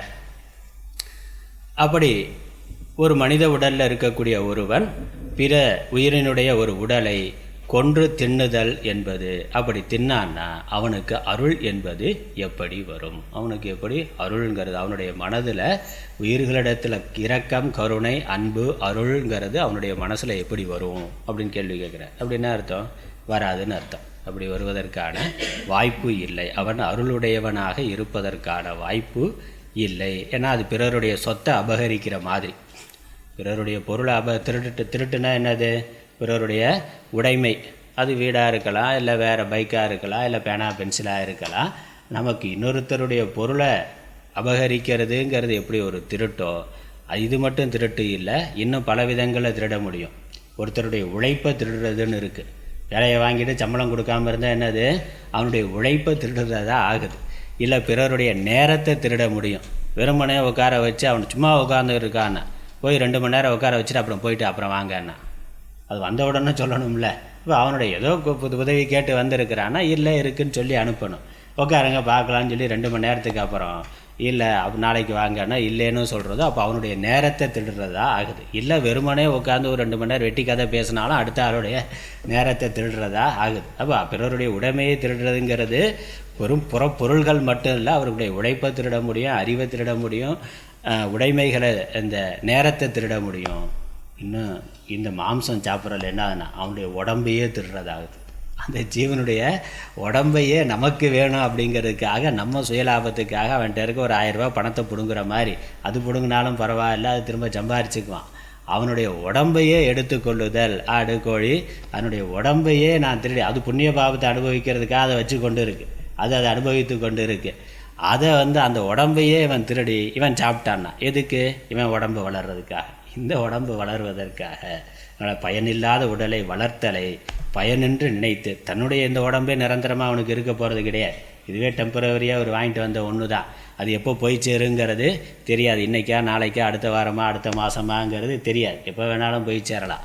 அப்படி நிலை இல்லாத இந்த உடம்பை வளர்க்குறதுக்காக இன்னொருத்தனுடைய உடம்பை திருடி அதை சாப்பிட்டாக்கா அது அறிவில்லாத கொடியவன். அதுதான். அதனால் அவனுக்கு விவேகம் இல்லை. இந்த ஜீவன் எதற்காக இந்த பிறவி எடுத்திருக்குங்கிறதை அறியாதவனாக இருக்கிறான். வெறும் உடம்பை வளர்த்து கொள்வதற்காக இல்லை, உயிரை வளர்த்து கொள்வதற்காக மனதை பக்குவப்படுத்தி கொண்டு ஜீவத்துவத்திலிருந்து தெய்வத்துவத்தை, ஈஸ்வரத்துவத்தை அடைவதற்காக ஜீவனுக்கு உடல் கொடுக்கப்பட்டிருக்கு. அதை அறியாமல் இந்த உடம்பையே நான் கருதி உடம்பை வளர்க்கிறதையே வாழ்க்கையாக கொண்டிருக்கிறவன் அறிவில்லாதவன். எதற்காக பிறந்திருக்கிறோமோ அதை பற்றிய விவேகத்தை அவன் அடையவில்லை. இங்கே இருந்து புண்ணியத்தை பண்ணணும், புண்ணியத்தை பண்ணலைனாலும் பாப்பத்தை பண்ணாமல் இருக்கணும். அதனால் அறிவில்லாத கொடியவன் என்பது கருத்து. அதனால் அவனிடத்தில் அருள்ங்கிறது வராது. அவன் ஒரு ஆன்மீகவாதியாக இருக்க முடியாது. மீண்டும் உடலினை அடைய விரும்பாமல் வீடு பேறு அடைய விரும்புபவன் தன் இப்போதைய உடலை பெருக்குவதற்காக ஊன் உண்ணுதல் இன்னொரு உயிரை கொல்லும் பாப்பத்திற்கு காரணமாகி மீண்டும் பிறப்பதற்கு காரணமாகும் என்பதால் ஊன் உண்ணுதலை விளக்க வேண்டும். இப்போ ஒரு ஆன்மீகவாதி ஒரு ஜீவனுடைய லட்சியம் என்னது? பிறவாத நிலையை அடையணுங்கிறதா. பிறவாத நிலையை அடையணும்னாக்க இப்போ இருக்கக்கூடிய இந்த உடம்பை உடனும் இன்னொரு உடம்பை எடுக்கக்கூடாது. அதற்கு இப்போ அந்த இன்னொரு உடம்பை எடுக்கக்கூடாதுன்னா அங்கே என்ன வேணும்? புண்ணிய பாபம் இல்லாமல் போகணும். இப்போ ஒரு உடம்புல இருந்துட்டு இந்த உடம்பை வளர்க்குறதுக்காக ஒரு உயிரை கொள்ளுதல்ங்கிற பாப்பத்தை பண்ணால் அந்த பாப்பத்தினுடைய பலனை அனுபவிக்கிறதுக்காக அவன் திரும்ப பிறந்து தான் ஆகணும். அப்போ இவன் விரும்புகிற பிறவாத நிலையை அடைதல்ங்கிறது அவனுக்கு சாத்தியம் இல்லாமல் அவனுடைய லட்சியத்துக்கு அது விரோதமானதாக ஆகின்றது. ஆகவே ஒரு ஆன்மீகவாதி மோட்சத்தை அடைய விரும்புகின்றவன் இந்த கொல்லுதல் உண்ணுதல்ங்கிற பாபத்தை செய்யக்கூடாது, செய்ய மாட்டான். ஆனால் அருளுடையவனாதல் எனும் தனது இலக்குக்கு விரோதம் ஆதலால் உண்ணுதலை ஒருவன் தவிர்க்க வேண்டும். பொருளால் உண்பவன் அருளுடையவன் ஆகுதல் இயலாது. அடுத்து இரண்டாவது குறள். பொருளாட்சி போற்றாதார்க்கு இல்லை, அருளாட்சி ஆங்கில்லை ஊன் தின்பவர்க்கு. பொருளாட்சி போற்றாதார்க்கு இல்லை, அருளாட்சி ஆங்கில்லை ஊன் தின்பவர்க்கு. ஒரு உதாரணத்தோடு சொல்கிறார். ஏற்கனவே சொன்ன கருத்து தான், அது ஒரு உதாரணத்தோடு சொல்கிறார். பொருள் போற்றாதார்க்கு பொருளாட்சி இல்லை. யார் பொருளினுடைய பொருளுங்கிறது இந்த உலக வாழ்க்கையை நடத்துவதற்கு தேவையான செல்வம், அதனுடைய மதிப்பை அறிந்து யார் அதை முறையாக சரியாக போற்றி பாதுகாத்து பயன்படுத்தவில்லையோ அவனுக்கு அந்த பொருளை கையாளுதல் என்பது இல்லை. பொருளால் கிடைக்கக்கூடிய இன்பம்ங்கிறது இல்லை. பொருள் பணம் இருக்குனாக்கா அதை நல்ல விதமாக பயன்படுத்தி நல்ல சுகத்துக்கு பயன்படுத்தலாம். அறியாமையினால் அதை வீணாக பயன்படுத்துதல் அல்லது தவறாக பயன்படுத்துதல், உடம்புக்கு துன்பம் தருகின்ற ஒன்றுக்காக பயன்படுத்துதல்னால் அது அறியாமை. அதனால் பொருளினுடைய மதிப்பை அறியாதவனுக்கு பொருளை ஆளுதல் என்பது, பொருளுடையவனாக இருத்தல் என்பது இல்லை. ஊதாரித்தனமாக செலவு பண்ணுறான்னு சொல்கிறோமே, இப்போ ஊதாரியாக இருக்கிறவன் அவன் அந்த பொருளினுடைய உண்மையான இன்பத்தை அனுபவிக்க மாட்டான். அதே போல் ஊன் தின்பவர்க்கு அருளாட்சி ஆங்கில்லை. அருளை ஆளுதல் என்பது அருளை பெறுதல், அருளின் பயனான பேரின்பத்தை பெறுதல் என்பது ஊன் தின்பவர்க்கு இல்லை. அது வராது. எப்படி பொருளை போற்றாதவனுக்கு பொருளினுடைய பயன் கிடைக்காதோ அதை போல மாம்சம் உண்பவனுக்கு அருள் என்பது கிடைக்காது, அருளினுடைய பயன் கிடைக்காது. பேரின்பம், ஒரு அமைதியான நல்ல ஆனந்தமான வாழ்க்கை என்பது அவனுக்கு இல்லை, அவனுக்கு கிடைக்காது. அதனால் பிற காரணங்களுக்காக அன்றி உணவுக்காக உயிரை கொல்லுதல் குற்றமில்லை என்னும் கருத்தினை மறுத்து பாபம் உண்டாகாது என்பது, பாபம் உண்டாகி அருள் உண்டாகாது என்பது இவை இரண்டு பாட்டாலும் சொல்லப்பட்டது. அதனால் பாபம் வரும் பிற காரணங்களுக்காக அன்றி. நம்ம ஆல்ரெடி சொன்ன மாதிரி ஒரு தர்மம், அவனுக்கு அது தர்மம், ராஜாவாக இருக்கிறார் இல்லை நீதிபதியாக இருக்கிறார் இல்லை க்ஷத்திரியனாக யுத்த வீரனாக இருக்கிறார், அந்த காரணத்துக்காக தன்னுடைய தேசத்துக்காக அல்லது தன்னுடைய குடும்பத்துக்காக சமூகத்திற்காக அதை காப்பாற்றணுங்கிறதுக்காக கொலை பண்ணால் அது பிற காரணம். அங்கே தர்மங்கிற நோக்கம் இருக்குது, சுயநலம்ங்கிறது இல்லை, பொது நலம் சமூக நலம்ங்கிறது இருக்குது. அப்படி இல்லாமல் தன்னுடைய சுயநலத்துக்காக தன்னுடைய உணவுக்காக தனக்காக மட்டும் என்று ஒரு உயிரை கொல்லுதல் பாப்பம். அது பாப்பம் இல்லைன்னு நினைத்தா இல்லை, பாப்பம் இருக்குது. அவன் ஆன்மீக வளர்ச்சி அவனுக்கு இல்லை. ஒரு க்ஷத்திரியனாக இருந்து அவன் யுத்த காலத்தில் இருந்து கொலை முதலானவைகளை செய்தாலும் அது அவனுடைய தர்மத்தை செய்கிறதுனால காலப்போக்கில் அவன் பக்குவம் அடைந்து ஆன்மீகவாதியாக இருக்கலாம். பகவத்கீதையில் பார்க்கிறோம், அதான் சொல்கிறார். க்ஷத்திரியன் அவன் ஞானத்தை மோட்சத்தை அடைய விரும்புகிறான் அர்ஜுனன். அவனுக்கு மோட்சத்தை அடையிறதுக்கான ஞானத்தையும் சொல்கிறார். அதே சமயம் அவனுடைய தர்மம் யுத்தம் பண்ணுறது, அதனால் யுத்தம் பண்ணுங்கிறார். யுத்தம் பண்ணால் என்னது? கொல்லுங்கிறது தான். யுத்த காலத்தில் நின்னா என்னது? எதிரிகளை கொல்லு அப்படிங்கிறது தான் அவனுக்கு தர்மமாக இருக்குது. அப்போது கொலை தொழிலை செய்து கொண்டே அவன் ஒரு ஞானியாக இருக்க முடியும், மோட்சத்தை அடைய முடியும் அப்படிங்கிறத சொல்கிறார். கர்மயோகமாக அதை செய்யணும்னு சொல்கிறார். தஸ்மாத் கர்மயோகத்தை பற்றி சொல்லிட்டு தஸ்மாத் யுத்தியஸ்வ பாரதன்னா, நீ கர்மயோகமாக கொலையை செய்வாயாக. என்ன கொலை செய்யறதுங்கிறது கூட ஒரு ஆன்மீக சாதனையாக பண்ண முடியும். எப்போ? சமூக நலனுக்காக அதை பண்ணுற பொழுது, சாப்பாட்டுக்காக பண்ணுற போது இல்லை, அது ஆன்மீக சாதனையாக ஆகாது. அங்கே பாப்பங்கிறது இருக்கின்றது. அதுதான் இங்கே தெளிவாக சொல்லியிருக்கிறார். அவன் ஒரு சாதகனாக இருக்க முடியாது. அருளால் உண்டாகும் மன தூய்மை என்னும் பயனை உண்ணுபவர் அடையார் என்பது கருத்து.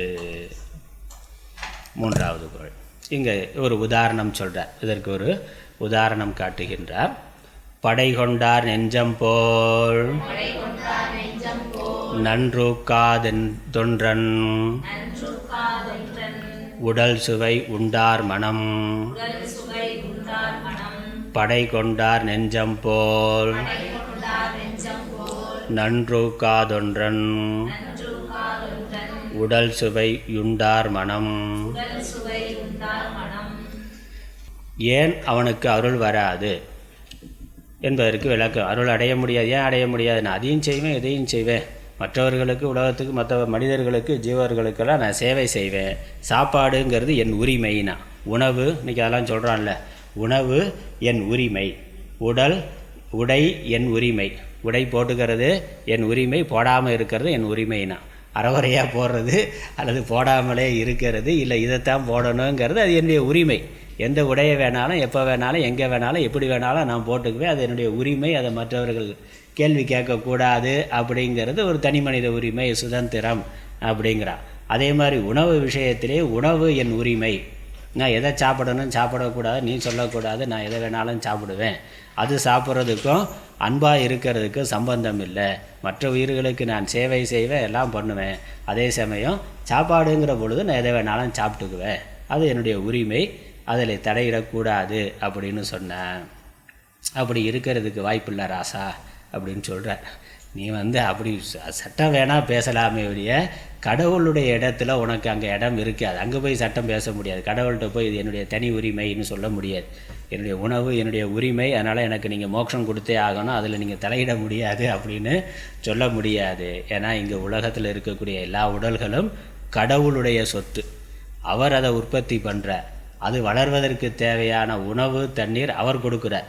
ஒவ்வொரு உயிரினமும் வளர்வதற்கு எதை சாப்பிடணும் எதை சாப்பிடக்கூடாது அப்படிங்கிற அதை கடவுள் தீர்மானம் பண்ணியிருக்கிறார், அதை கொடுத்துருக்கிறார். அதனால் ஆடு மாடு அது சைவமாக இருக்குது, புலி சிங்கம்லாம் அசைவமாக இருக்குது, அது மட்டும் சாப்பிடலாம், நான் ஏன் சாப்பிடக்கூடாதுன்னா?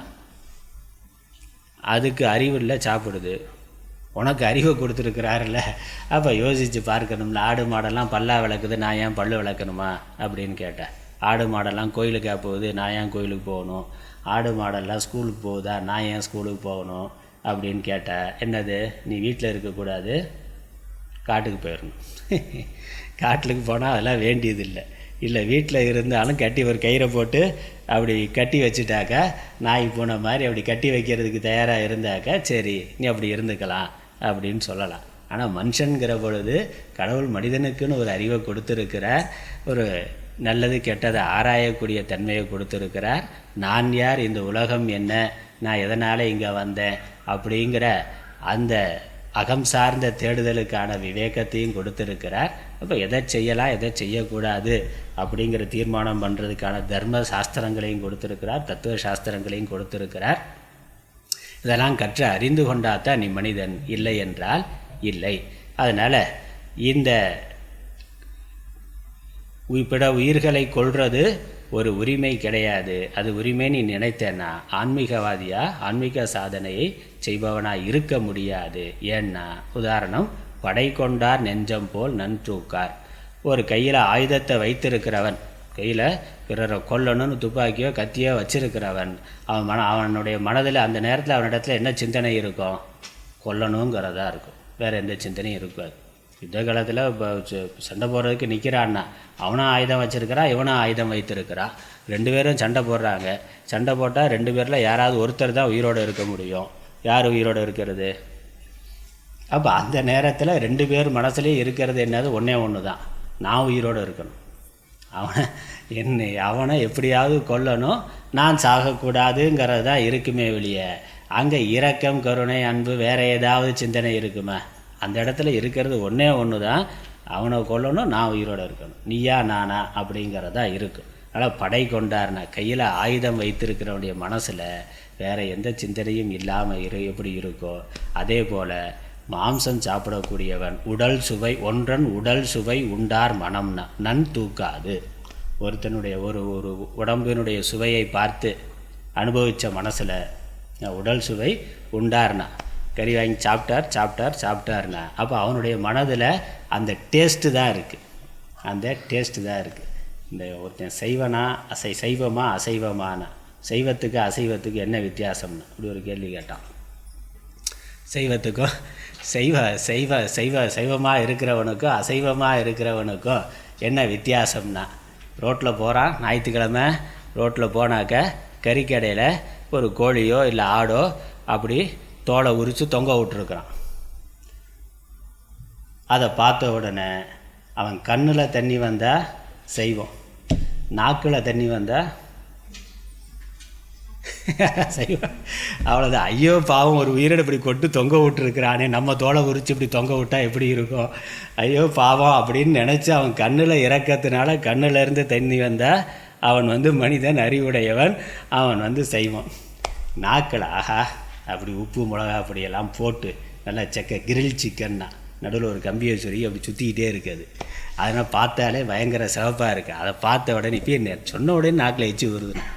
அப்படி நாக்கில் எச்சி ஊறுனா அதை சாப்பிட்டா எப்படி இருக்குன்னு கண்ணில் தண்ணி வர்றதுக்கு பதிலாக நாக்கில் தண்ணி வந்ததுன்னா அவன் தான் அசைவம்னா. உடல் சுவை உண்டார் மனம். அந்த நேரத்தில் அவனுக்கு இரக்கம் கருணை யோசனைலாம் வருமா? அதை ஏற்கனவே சாப்பிட்டு பழகியிருக்கார். அவர் காரசாரமாக போட்டு சாப்பிட்டு பழகியிருக்காரு. அதனால் இது எப்படியாவது கடனை வாங்கியாவது சாப்பிடணும்னா அப்படின்னு நினைக்கிறான். அப்படி அதனால் அந்த எண்ணம் தான் வருமே இல்லை, அவனோட மனசில் அருள்ங்கிறது வருவதற்கான வாய்ப்பு இல்லை. அதனால் அருள் வரணும்னா முதல் வேலை நீ இதை சாப்பிட்றத நிறுத்தணும், அப்போ தான் அருள்ங்கிறது வரும்னு சொல்கிறார். இதற்கு இன்னொரு காரணம், மாம்சம் உண்பவரது மனதில் தாமச குணம் அதிகரித்தலால் சத்துவ குணத்தின் காரியமாகிய அருள் உணர்வு தோன்றாது. ஏன் ஆன்மீகவாதி இதெல்லாம் விட்டாகணும் என்று கேட்டால், மனது உடம்பு குணங்களுடைய அடிப்படையில் செயல்படக்கூடியது. சத்துவம் ரஜஸ் தமஸ்னு 3 குணங்கள் இருக்குது. இந்த குணம் சத்துவகுணம் மேலோங்கிற பொழுது தான் மனது சாந்தமாக இருக்கும், அமைதியாக இருக்கும், மற்ற விவேகம் இதெல்லாம் வேலை செய்யும். கடவுள் ஜபம் தியானம் இந்த ஆன்மீக சாதனைகள் எல்லாம் ஒருத்தன் பண்ண முடியும். மனசு அமைதியாகிறதுக்கு தான் அதை பண்ணுறோம். ஜபம் தியானம் பண்ணுறது, ஆன்மீக சாதனைகளே பண்ணுறது மனசு அமைதியாக இருக்கிறதுக்கு, சந்தோஷமாக இருக்கிறதுக்கு தான். ஆனால் அந்த அமைதி சந்தோஷம் வேணும்னாக்க அந்த ஜபம் தியானம் பண்ணணும்னா அதற்கே கொஞ்சம் மனசு அமைதியாக இருக்கணும். அப்போ தான் பண்ண முடியும். அடிப்படை ஒரு தகுதி இருக்கணும்ல. கொஞ்சமாவது மனசு அமைதியாக இருந்தால் தான் உட்காந்து தியானம் பண்ணி ஜபம் பண்ணி இன்னும் அதை அமைதிப்படுத்த முடியும். அடிப்படையாகவே அந்த தகுதி இல்லைன்னா பண்ண முடியாது. அதனால் எந்த ஒரு அறிவை பெறுவதற்கு எதோ ஒன்றோ பெறுவதற்கு ஒரு அடிப்படை தகுதின்னு இருக்குல்ல. அவர் டாக்டர் ஆகணும், இன்ஜினியர் ஆகணும், டாக்டர் ஆகணும் அப்படின்னாக்கா நீட்டில் பாஸ் பண்ணணும். அதானே? அவன் என்னது நீட்டில் என்ன பரிச்சை வைக்கிறான்? அவனுக்கு அந்த மருத்துவ படிப்பை படிக்கிறதுக்கு குறைந்தபட்சம் ஒரு தகுதி இருக்கணும். கொஞ்சமாவது கணக்கு அறிவியலை பற்றி அடிப்படையான ஒரு அறிவு இருக்கணும். அவன் தான் மேற்கொண்டு படிக்க முடியும். அந்த மாதிரி ஜபம் தியானம் ஒழுங்காக பண்ணால் நல்லா மனசு சாந்தமாக அமைதியாகும்னா அது உட்கார அளவுக்கு மனசு சாந்தமாக இருக்கணும். அது எப்படி வரும்? உணவுனால் வரும். கண்ணா பின்னான்னு உணவு சாப்பிட்டு உட்காந்து ஜபம் பண்ண முடியாது, தியானம் பண்ண முடியாது. அப்போ தாமச குணம் மனசில் இருக்கிற பொழுது, ராஜச குணம் மனசில் இருக்கிற பொழுது உட்காந்து நம்ம ஜபமோ தியானமோ எந்த ஆன்மீக சாதனையும் பண்ண முடியாது. 1/2 மணி நேரம் கிளாஸில் உட்காரது கூட முடியாது. அப்போ என்னது அது இருக்கு. அது வரணும்னாக்க உணவு தான். உணவு சரி பண்ணால் தான் அது சரியாகும். அதனால் உணவுங்கிறது சாத்விகமான உணவு சாத்விகமான உணர்வை கொடுக்கின்றது. அதோடு தொடர்ந்து சாத்விகமான ஆன்மீக சாதனைகளை ஒருவன் பண்ணுற பொழுது அந்த சாத்விக குணம் மேலோங்கி அவன் ஞானத்தை மோட்சத்தை அடைவான். ஆனால் இந்த அருள்ங்கிறது அன்புங்கிறது சத்துவகுணத்தினுடைய காரியம். இந்த மாம்சம் முதலானவைகளை சாப்பிட்றதுனால மனசில் தாமச குணம் வரும் அல்லது ராஜச குணம். இது 2 தான், தாமசம் ராஜசம் தான். அப்போ அவனுக்கு புத்தி பரபரன்னு தான் இருக்குமே ஒழிய அமைதியை அடைய முடியாது. பிறரை அடிக்கலாம், வேலை ஏதாவது பரபரன்னு காரியம் பண்ணலாம், இல்லை சோம்பேறியாக நல்ல மூக்கு பிடிக்க சாப்பிட்டுட்டு சோம்பேறியாக தூங்கலாம் அப்படிங்கிற உணர்வு தான் வரும். ஜபம் தியானம் பண்ண முடியாது. பார்க்குறோம் சாத்விகமாக உணவு இருக்கக்கூடிய இயற்கையிலேயே ஆடு மாடு இல்லை நாய் பூனை கொஞ்சம் சாத்விகமாக நாய் கொஞ்சம் அதெல்லாம் சாப்பிடுது. ஆனால் அதுலேயும் சாத்விகமான உணவு தொடர்ந்து சாப்பிட்டு பழகக்கூடிய உயிரினங்கள் சாத்விகமாக இருக்குது. யானை பார்க்குறோம், அவ்வளோ பெரிய உடம்போடு இருக்குது. யானை சைவமாக அசைவமாக இருக்கா? குதிரை சைவமாக இருக்கா அசைவமாக இருக்கா? சைவமாக தானே இருக்குது. காளை ஆடு மாடு காளை சைவமாக தான் இருக்குது. அசைவமாக கண்டபத்தை சாப்பிட்டா தான் உடம்புக்கு பலம் வரும்னு நினைக்கிறான். அது ஒரு தப்பான புரிந்து கொள்ளுதல் இருக்குது. நல்லா வலிமையாக இருக்கணும்னாக்கா இதெல்லாம் சாப்பிட்ணும், அதில் அந்த புரோட்டீன் இருக்குது, இது இருக்குது, அது இருக்குது, அதெல்லாம் சாப்பிட்டா தான் வலிமையாக இருக்கும்னா.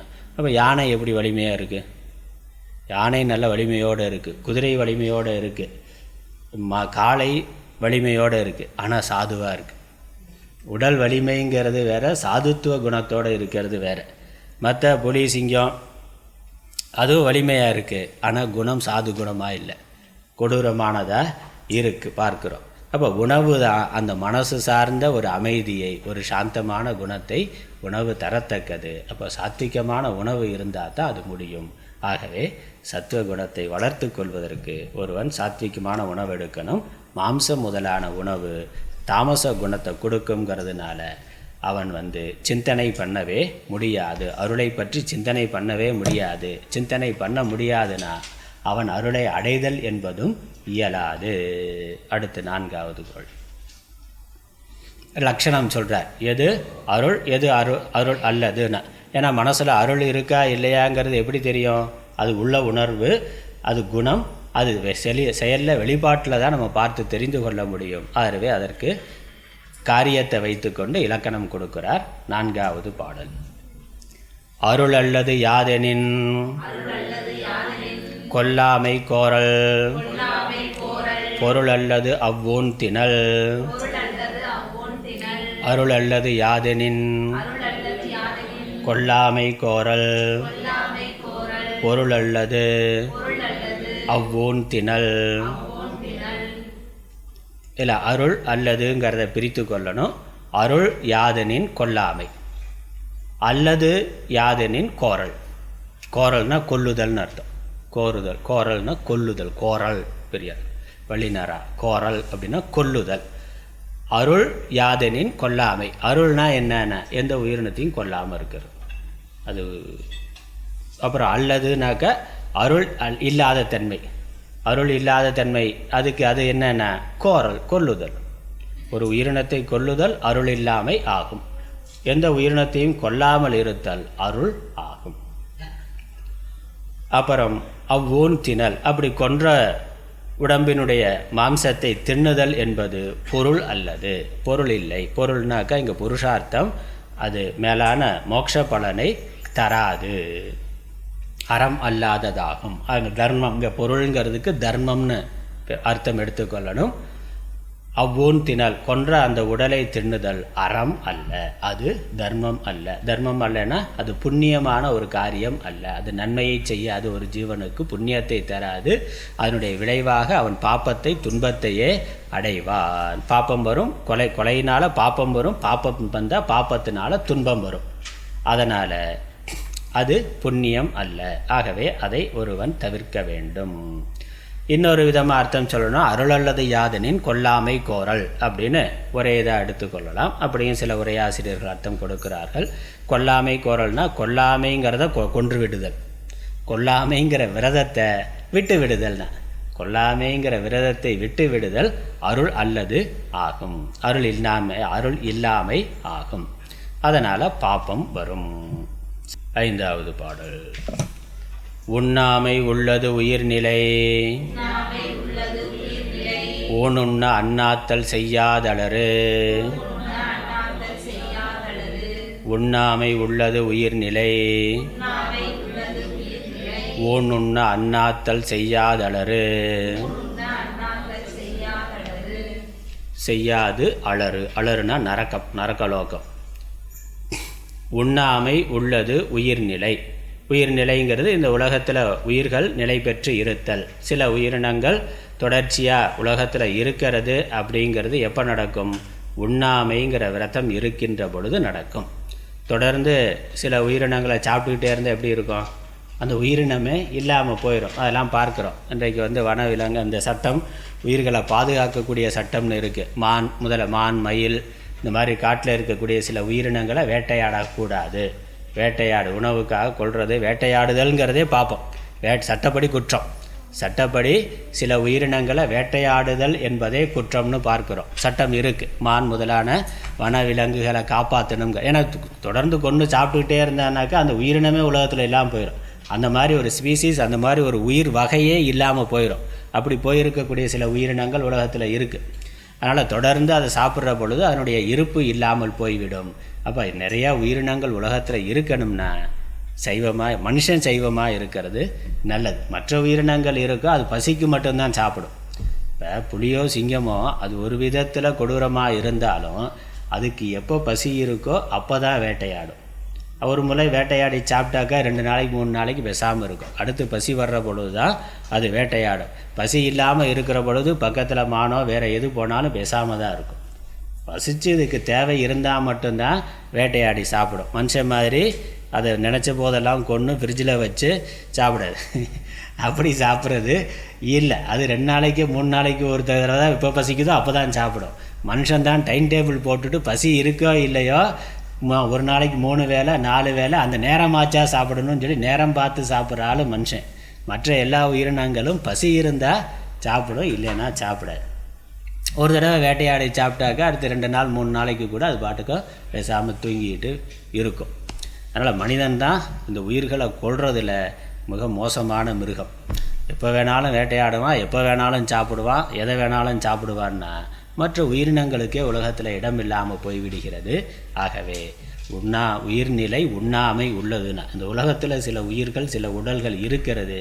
மனுஷன் உண்ணாமைங்கிறத விரதத்தை கடைபிடிச்சா தான் இருக்கும். ஒன்று. அதுக்கப்புறம் யார் இந்த ஊன் சாப்பிட்றானோ மாம்சத்தை சாப்பிட்றானோ அவனுக்கு அண்ணாத்தல் செய்யாது அலறு.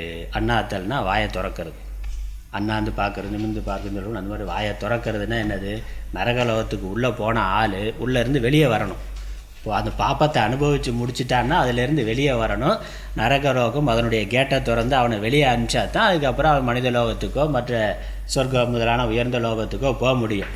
இந்த மாம்சம் சாப்பிட்ட ஆள் உள்ளே போனான்னா அவனை வெளியே விடுறதுக்காக வாயவே திறக்காதுன்னா நரகலோகத்தோட கேட்டு ஓப்பனே ஆகாது அப்படிங்கிறார். அண்ணாத்தல் செய்யாது அலறு. அவனுக்கு அவனுடைய வாயை திறக்கவே திறக்காது நரகலோகம்னா. அண்ணாத்தல் வாய் திறத்தல். அதனால் இந்த ஊன் உண்ணல் அப்படிங்கிறதுல ஊன்கிறத ஊன் உண்ணாமை உள்ளது உயிர்நிலை. இது மாதிரி ஊன் உண்ண அண்ணாத்தல் செய்யாது அலறு. ஊன்கிறத 2 வாக்கியமாக 2ஓடையும் சேர்த்து போட்டுக்கொள்ளலாம். அடுத்து 6வது பாடல். திணல் பொருட்டால் கொள்ளாது உலகெனின் யாரும் விளை பொருட்டால் ஓன் தருவார் இல். திணல் பொருட்டால் கொள்ளாது உலகெனின் யாரும் விளை பொருட்டால் ஓன் தருவார் இல். தெளிவாக சொல்கிறார். இது யாரோ கொள்கிறாங்க, நான் சாப்பிட்றேன், அதனால் எனக்கு பாப்பம் கிடையாது, கொள்றவனுக்கு தான் பாப்பம்னு சொல்லக்கூடாது. கொள்றவனை எதுக்காக கொள்கிறான்? சாப்பிட்றதுக்காகத்தான் கொள்கிறான். சாப்பிட்ற ஆள் இருக்கிறதுனால தான் அதை கொள்ளுகின்றான். ஆகவே உண்பவனுக்கு பாப்பம் உண்டு, கொள்பவனுக்கும் பாப்பம் உண்டு, உண்பவனுக்கும் பாப்பம் உண்டு. அதான் திணல் பொருட்டால் கொள்ளாது உணல். உண்பதற்காக கொள்ளவில்லை என்றால் யாரும் விளை பொருட்டால் ஒன் தருவார் இல். விற்பனை செய்கிறதுக்கு யாரும் பண்ண மாட்டான். நானே கோழியை அடித்து சாப்பிடலாம். கோழி நான் வளர்க்கல என்ன பண்ணுறது? இப்போ பால் வேணும்னாக்கா நானே ஆடு மாடு வளர்த்து பால் கறந்து சாப்பிட்லாம். நான் மாடு வளர்க்கலை, ஆனால் எனக்கு பால் வேணும்னா என்ன பண்ணுறது? கடையில் போய் வாங்கிட்டு வர்றான். இப்போ கடையில் யாரோ ஒருத்தன் ஒரு 10 மாடு வச்சு பாலை உற்பத்தி பண்ணி அதை விற்பனை பண்ணுறானா? ஏன் அதை பண்ணுறான்? எல்லார் வீட்லேயும் மாடு இருந்தால் அதை பண்ண முடியுமா? எல்லார் வீட்லேயும் மாடு வச்சுருக்காங்கன்னா அங்கே பால் வியாபாரம் நடக்குமா? அப்போ சிலர் வைத்திருக்கிறார்கள். பால் வேணுங்கிறவன் பால் வச்சு மாடு வச்சு பால் கறந்து சாப்பிட்றான். மாடு வளர்க்காத ஆளுக்கு யாரோ ஒருத்தன் அதை ஒரு தொழிலாக வைத்து கொண்டு நிறைய மாடுகளை வளர்த்து பால் உற்பத்தி பண்ணி விற்பனை பண்ணுறான். அந்த மாதிரி நானே ஆடு கோழி வளர்த்து நானே வெட்டி சாப்பிட்றேன். அது வளர்க்காத ஆள் சாப்பிட்றதுக்கு என்ன பண்ணுறதுன்னா அதை ஒரு தொழிலாக பண்ண முடியும்னு யாரோ ஒருத்தன் என்ன பண்ணுறான்? அதை வளர்த்து விற்பனை செய்கின்றான். இப்படி சாப்பிட்றதுக்கே ஆள் இல்லைன்னா யாருமே சாப்பிட மாட்டான்னா அவன் தொழிலை பண்ணுவானே. அப்போ அந்த தொழில் இருக்கிறதுக்கு காரணம் சாப்பிட்ற ஆள் இருக்கிறதுனால தான். அதனால் அந்த பாப்பம், அந்த கொல்லுதல்ங்கிற பாப்பம் உண்பவனுக்குத்தான் இருக்கின்றது. பாப்பம் உண்பவன் இல்லை என்றால் ஆடு முதலிய உயிர்களை கொன்று விற்பவர் இல்லை. அடுத்த பாட்டு. உண்ணாமை வேண்டும் புலால் பிரிதொன்றன் புன்னதுணர்வார் பெறின். உண்ணாமை வேண்டும் புலால் பிரிதொன்றன் புன்னதுணர்வார் பெறின்.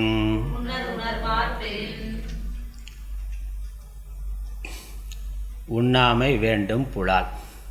பிற உயிர்களுடைய புலால் அப்படிங்கிறது மாம்சம், உடம்பினுடைய பகுதி, கறி, அதை உண்ணாமை வேண்டும். எப்போ அதை உண்றதை விடுவோம், அதன் மேலே ஒரு அருவருப்பு வந்தால் சாப்பிட மாட்டோம். உண்மையிலே அதை கொஞ்சம் யோசித்து பார்த்தா சாப்பிட முடியாது. கொஞ்சம் அறிவு இருந்து, கொஞ்சம் உணர்வு இருந்து, கொஞ்சமாக யோசித்து பார்த்தாக்க அதை சாப்பிடணும்னு நமக்கு தோண்டாது. இப்போ நம்ம உடம்புல ஒரு கையில் ஒரு அடிபட்டால் எப்படி இருக்குது, தோல் உறிஞ்சு போய் காயமாக இருக்குது, புண்ணாக இருக்குல்ல, அந்த புண்ணு பார்க்குறதுக்கு எப்படி இருக்குது, அருவருப்பாக இருக்குல்ல. இப்போ நம்ம கையில் இருக்கிற கூட கட்டுக்கிட்டு போட்டிருந்தா தெரியாது. அடுத்த ஆள் அப்படியே காயம்பட்டு அப்படியே அந்த புண்ணோட பார்க்குற பொழுது பார்க்குறதுக்கே நமக்கு பார்க்குறதுக்கு முடியலை, கண்ணை மூடிக்கிறோம், அருவருப்பாக இருக்கின்றது. அப்போ அது மேக்கப் எல்லாம் தோலெல்லாம் போட்டு மூடி இருந்தால் தான் அது பார்க்க முடியும். உள்ளே இருக்க தோல் பிரிஞ்சு போயிட்டாக்க உள்ளே இருக்க அது மாம்சம், அந்த கறி சிவப்பாக தெரிகிறது அப்படிங்கிற பார்க்குற பொழுது ஒரு பக்கம் பயமாக இருக்குது, அருவருப்பாக இருக்குது. அதே தானே ஆடு கோழியை தோலை உரிச்சிட்டா என்னது, அது புண்ணு தானே. உடம்புல தோல் உறிஞ்சு போனால் அது ஒரு புண்ணு தான். அதை பார்க்குறதுக்கே அருவருப்பாக இருக்குன்னா, அப்போ ஆடு கோழியோட அந்த மாம்சம் அது புண்ணு தானே, அது தோலை உரித்து வச்சுருக்கிறான், அது செக்கச்சவேர்னு பார்த்தாக்கா பயங்கரமாக இருக்குது, அது புண்ணு தானே. அப்போ அது இன்னொரு உடம்போட புண்ணு. நம்ம உடம்புல ஒரு புண்ணு வந்தால் அது நமக்கே பார்க்குறதுக்கு பயமாக இருக்குன்னா, இன்னொரு உடம்போட புண்ணு அது புண்ணுன்னு நினச்சா நம்ம அதை சாப்பிட முடியுமா? ஏதோ புழு பூச்சி அது வேணால் சாப்பிடலாம், அதுக்கு வேறு வழி கிடையாது, வேறு தலையெழுத்து அது சாப்பிடலாம். நம்ம அதை போய் அது புண்ணு அப்படிங்கிற உணர்வோடு அப்போ அது புண்ணுங்கிறத புரிஞ்சுக்கிட்டால் நம்மளால் சாப்பிட முடியுமா? முடியாததான் சொல்கிறது. பிரிதொன்றன் புண்ணது உணர்வார் பெறின், அது இன்னொரு உடம்போட புண்ணுன்னு பார்த்தேன்னா உன்னால் சாப்பிடவே முடியாது. அப்போ அந்த உணர்வு, அந்த அறிவு இருந்தால் யோசித்து பார்த்தா அதுதான், வேறு ஒன்றும் இல்லை. அதனால் யுக்தி சொல்கிறார். இதனால் யுக்தியினாலும் மாம்சம் உண்ணுதல் எளிந்தது என்பது கூறப்பட்டது. கொஞ்சம் யோசித்து பார்த்தா அது ஒரு புண்ணு தான், ஒரு உடம்போட புண். அதை சாப்பிட்றதுங்கிறது உணர்ச்சி ரீதியாகவே முடியாது, உணர்வு ரீதியாக முடியாது. அந்த உணர்வெல்லாம் இல்லாமல் போயிடுது, தொடர்ந்து சாப்பிட்டுட்டே இருந்தாங்க. நாக்குக்கு முக்கியத்துவம் கொடுக்குற பொழுது இந்த உணர்வு இல்லாமல் போயிடுது. இன்னும் சில மனநோய் உள்ளவர்கள் என்ன பண்ணுறான்னா, மனுஷனையே வெட்டி சாப்பிட்ற ஆள் இருக்கிறான். மனுஷனையே வெட்டி ஃப்ரிட்ஜில் வச்சு மெதுவாக அப்பப்போ எடுத்து சாப்பிட்ற ஆள் இருக்கிறான். அப்போ அதை ஒரு மனநோயாக பார்க்குறோம். ஏன்னா எந்த ஒரு உயிரினமும் அதை பண்ணுறதில்லை. வேறு ஒரு உயிரினத்தை வேட்டையாடுமே ஒழிய தன்னினத்தையே வேட்டையாடி சாப்பிட்றதுங்கிறது இல்லை. அப்போ மற்ற உயிரினங்கள் அதை பண்ணுறது இல்லை. யாரோ சில மனநோய் உள்ளவர்கள் அப்படி தன்னுடைய மனிதனையே இன்னொரு சக மனிதனையே வெட்டி சாப்பிட்றதுன்னு இருக்குது. எப்படியா இருந்தாலும் அது மனிதன்கிறத விட அது மாம்சம்தான். அது மனுஷனாக வெட்டினா என்ன, ஆடை வெட்டினா என்ன, கோழியை வெட்டினா என்ன, அது புண்ணு தான். இப்போ இது எப்படி ஒரு மனநோயோ அதே மாதிரி இந்த ஆடு கோழி உடம்பை வெட்டி சாப்பிட்றதோ அது ஒரு மனநோய் தான், அவ்வளோதான். இது அங்கீகரிக்கப்பட்ட மனநோயாக இருக்குது, அது அங்கீகரிக்கப்படாத மனநோயாக இருக்குது, ரெண்டும் ஒன்று தான். அதனால் அது அறிவுடையமை கிடையாதுங்கிற. அடுத்த பாடல். செயிரின் தலைப்பிரிந்த காட்சியார் உண்ணார் உயிரின் தலைப்பிரிந்த ஓன். செயிரின் தலைப்பிரிந்த காட்சியார் உண்ணார் உயிரின் தலைப்பிரிந்த ஓன். இங்கே இன்னும் கொஞ்சம் மேலே போய் சொல்கிற, அது ஊன் மட்டும் இல்லைப்பா, அது பொணம்னா. அது உயிரை விட்டு உடம்பை விட்டு உயிர் போயிட்டா பொணம் தானே. பொணத்தை சாப்பிட முடியுமா? அது மற்ற உயிரினம் வேறு ஏதாவது வேணால் சாப்பிடலாம். மனுஷன் பணத்தை சாப்பிட்டா தலையில் உடம்பை விட்டு தலையை பிரிச்சுட்டா என்னது, அது பணம் தானே. அப்புறம் உடம்பு மனுஷன் சொல்ல முடியுமா? ஒரு உடம்புல இருந்து ஏதோ விபத்தில் தலை தனியாக போயிடுச்சு, கை கால் தனியாக போயிட்டா அப்போ என்ன சொல்கிறோம்? வெறும் டெட் பாடி தான், அவ்வளோதான், உடல் தான். அது பிணம்தான். உடம்புல உயிர் இல்லை அப்படின்னாக்கா அது வெறும் பிணம்தான். அந்த மாதிரி இந்த கறிக்கடையில் இருக்கக்கூடிய கோழி ஆடு தலை தனியாக போச்சு, வெறும் உடம்பு மட்டும்தான் இருக்குது. அப்போ அது செத்த பிணம். அதை சாப்பிட முடியுமா? முடியாது. அதனால் செயிரின்னா மயக்கம், அறியாமை நீங்கிய காட்சியை உடையவர், தெளிந்த அறிவை உடையவர் உண்ணார். நல்ல விவேகம் இருக்கிறவன், இதெல்லாம் யோசித்து பார்க்குறவன் சாப்பிட மாட்டான். எதை? உயிரின் தலை பிரிந்த ஒரு உயிர் பிரிந்த உடலை, பிணமான உடலை சாப்பிட மாட்டான். இப்போ இப்படி யோசிக்கணும். நம்ம உயிரோடு இருக்கிறோம். நம்ம உயிர் வளரணும்னா என்ன சாப்பிட்ணும்? உயிர் வளரணும்னா நல்ல உயிரோடு நல்லா இருக்கணும், ஆரோக்கியமாக நல்லா இருக்கணும்னா உயிருள்ள ஒன்றை தான் சாப்பிடணும். செத்ததை சாப்பிடக்கூடாது. செத்தது எது? ஆடு மாடு கோழி எல்லாம் செத்தது. உயிரோட சாப்பிட்றியா ஜாகடிச்சு சாப்பிட்றியா? அது உயிர் போனதுக்கப்புறம் தானே ஆடு மாடு கோழியை சாப்பிட்றோம். அப்போ இறந்ததுக்கப்புறம் அது செத்தது. செத்ததை சாப்பிட்டு எப்படி உயிர் வளரும்? உயிர் வளரணும். நம்ம உடம்புல இருக்க உயிர் வளரணும்னா செத்த ஒன்றை பிணத்தை சாப்பிட்டேன்னா உயிர் வளராது.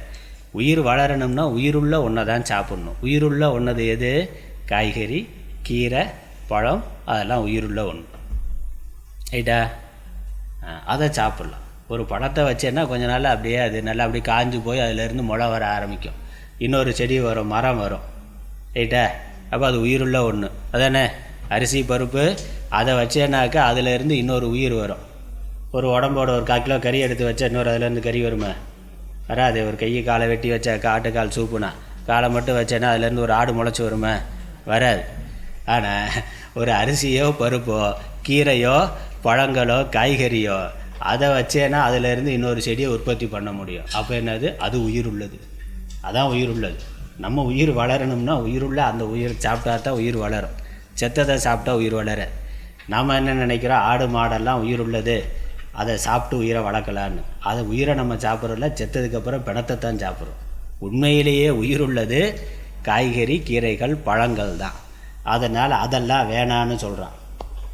காய் சாப்பிட மாட்டேன், கீரை சாப்பிட மாட்டேன், பழம் சாப்பிட மாட்டேன், இதெல்லாம் பிடிக்காது அப்படின்னு சொன்னேன். பிணத்தை சாப்பிட்றோம்னு அர்த்தம். இதெல்லாம் பிடிக்காது, எனக்கு அது மட்டும்தான் வேணும்னாக்க பிணத்தை சாப்பிடுகிறோம். அதனால் உயிருள்ளதை சாப்பிடணும், உயிர் இல்லாததை சாப்பிடக்கூடாது. எது உயிருள்ளது? கீரைகள் காய்கறி பழங்கள். உயிரில்லாதது எது? செத்த பிணம் எது? ஆடு மாடு கோழி என்னெல்லாம் கறி ஐட்டங்கள் இருக்கோ அது எல்லாமே. 9வது குறள். இன்னொரு இதோடைய வைதிகமான ஒரு நன்மை சொல்கிறார். இதனுடைய சிறப்புகளை சொல்ல வர்றார். அவிசொரிந்து 1000 வேட்டலின் ஒன்றன் உயிர் செகுத்து உண்ணாமை நன்று. அவிசொரிந்து 1000 வேட்டலின் ஒன்றன் உயிர் செகுத்து உண்ணாமை நன்று. மிகுந்த புண்ணியம் தரத்தக்குதுங்கிறார். கொள்வது பாப்பத்தை தரத்தக்குது, நரகலோகத்திலிருந்து வெளியவே வர முடியாதுன்னு சொன்னார். இங்கே என்ன சொல்கிறார்? நீ உயிரை கொல்லாமல் இருந்தேன்னாக்கா அதனால் மிகுந்த புண்ணியம் வரும். அது எவ்வளவு புண்ணியம்னா ஒரு 1000 யாகம் பண்ணுறதை விட புண்ணியம்னா 1000 வேட்டலினா பல எண்ணற்ற யாகங்கள் பூஜைகள் பண்ணுறதை விட ஆன்மீக சாதனைகளை பண்ணுறதை விட இந்த அசைவம் சாப்பிடாமல் இருக்கிறது மிகுந்த புண்ணியத்தை தரத்தக்கதுங்கிறார். நெருப்பில் நெய் முதலிய ஆகுதிகளை கொடுத்து, அதனால் அவிஸ்ங்கிறது ஹவிஸ், அக்னியில் கொடுக்கக்கூடிய நெய் முதலான ஆகுதிக்கு அவின்னு பேர். சொரிந்து அதை ஊற்றி 1000 வேட்டலின் 1000 வேள்விகளை செய்கிறத விட ஒன்றன் உயிர் செகுத்து ஒரு உயிரினுடைய ஒரு உடலை கொன்று உண்ணாமை நன்று, சாப்பிடாமல் இருக்கிறது நல்லது. அதனால் அந்த வேள்வி செய்யறலாம் அதுக்கு அதை நிந்தா பண்ணுறாருன்னு அர்த்தம் இல்லை. அது சிறப்பானது, அதை விட இது சிறப்பானதுன்னா. வேள்வி பண்ணுறது சிறப்பானது, அதை விட சிறப்பானது. இதெல்லாம் சாப்பிடாமல் இருந்தாலே மிகுந்த புண்ணியம். இவன் என்ன பண்ணுறான்? அதுக்கு மேலே அவன் பூஜை பண்ணுறதுன்னா நேராக அங்கே மாரியம்மன் கோயிலுக்கே, மாரியம்மன் காளியம்மன் கோயில், அங்கே கோயிலே போய் அங்கேயே ஆடு மாடை பலி கொடுத்து அதை சாப்பிட்றேன்னு சாப்பிட்றான். அது நல்லது இல்லை. அடுத்து 10வது குறள் முடிச்சிடலாம். கொல்லான் புலாலை மறுத்தானை கைகூப்பி எல்லா உயிரும் தொழும். கொல்லான் புலாலை மறுத்தானை கைகூப்பி எல்லா உயிரும் தொழும். இந்த கொல்லுதல் புலால் மறுத்தல், யாரும் எந்த உயிரையும் கொல்லாமல் இருக்கிறது, எந்த உயிருக்கும் அச்சம் தராமல் இருக்கிறது, அதை பயமுறுத்தாமல் இருக்கிறது, அடிக்கிறது உதைக்கிறது துன்புறுத்தாமல் இருக்கிறது, கொல்லுதல் இல்லாமல் இருக்கிறது. அது மட்டுமல்ல, மாம்சம் உண்ணாமல் இருக்கிறது. இதை யார் செய்கிறார்களோ, இந்த 2 பழக்கமும் யாரிடத்தில் இல்லையோ, கொல்லுதல் மாம்சம் உண்ணுதல்ங்கிற 2ம் யாரிடத்தில் இல்லையோ அவனை உலகத்தில் இருக்கக்கூடிய எல்லா உயிர்களும் வணங்கும். உலகத்தில் இருக்கிற பொழுது இந்த பூலோகத்தில் இருக்கக்கூடிய மற்ற உயிரினங்கள் மேலே தேவலோகத்துக்கு போனா தேவர் முதலான உயிர்களும் கூட அவனை அது ஒரு நோன்பு, அது ஒரு விரதம்.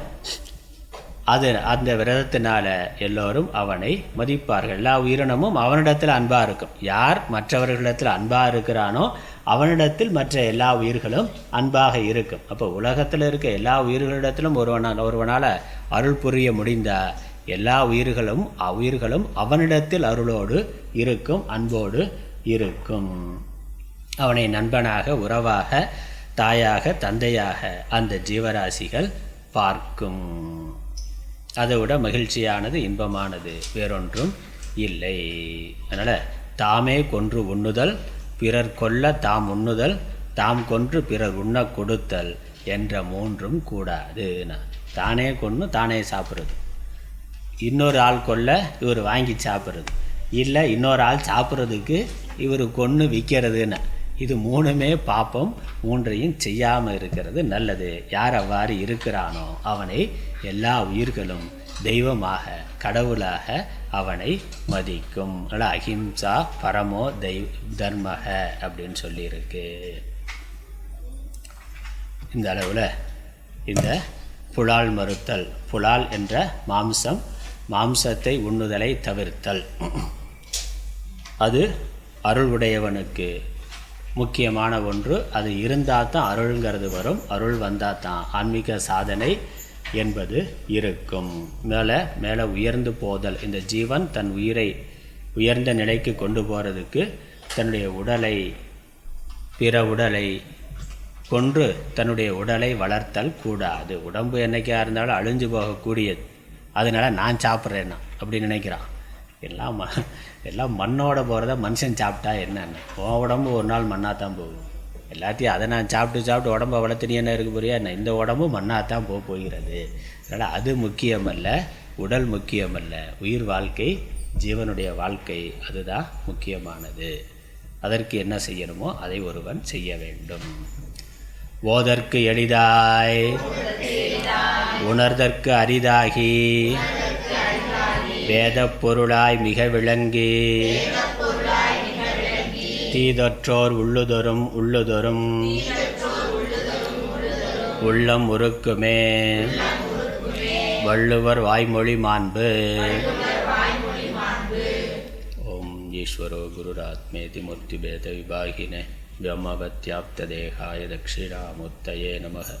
ஓம் பூர்ணமதः பூர்ணமிதம் பூர்ணாத் பூர்ணமுதச்யதே பூர்ணஸ்ய பூர்ணமாதாய பூர்ணமேவாவசிஷ்யதே.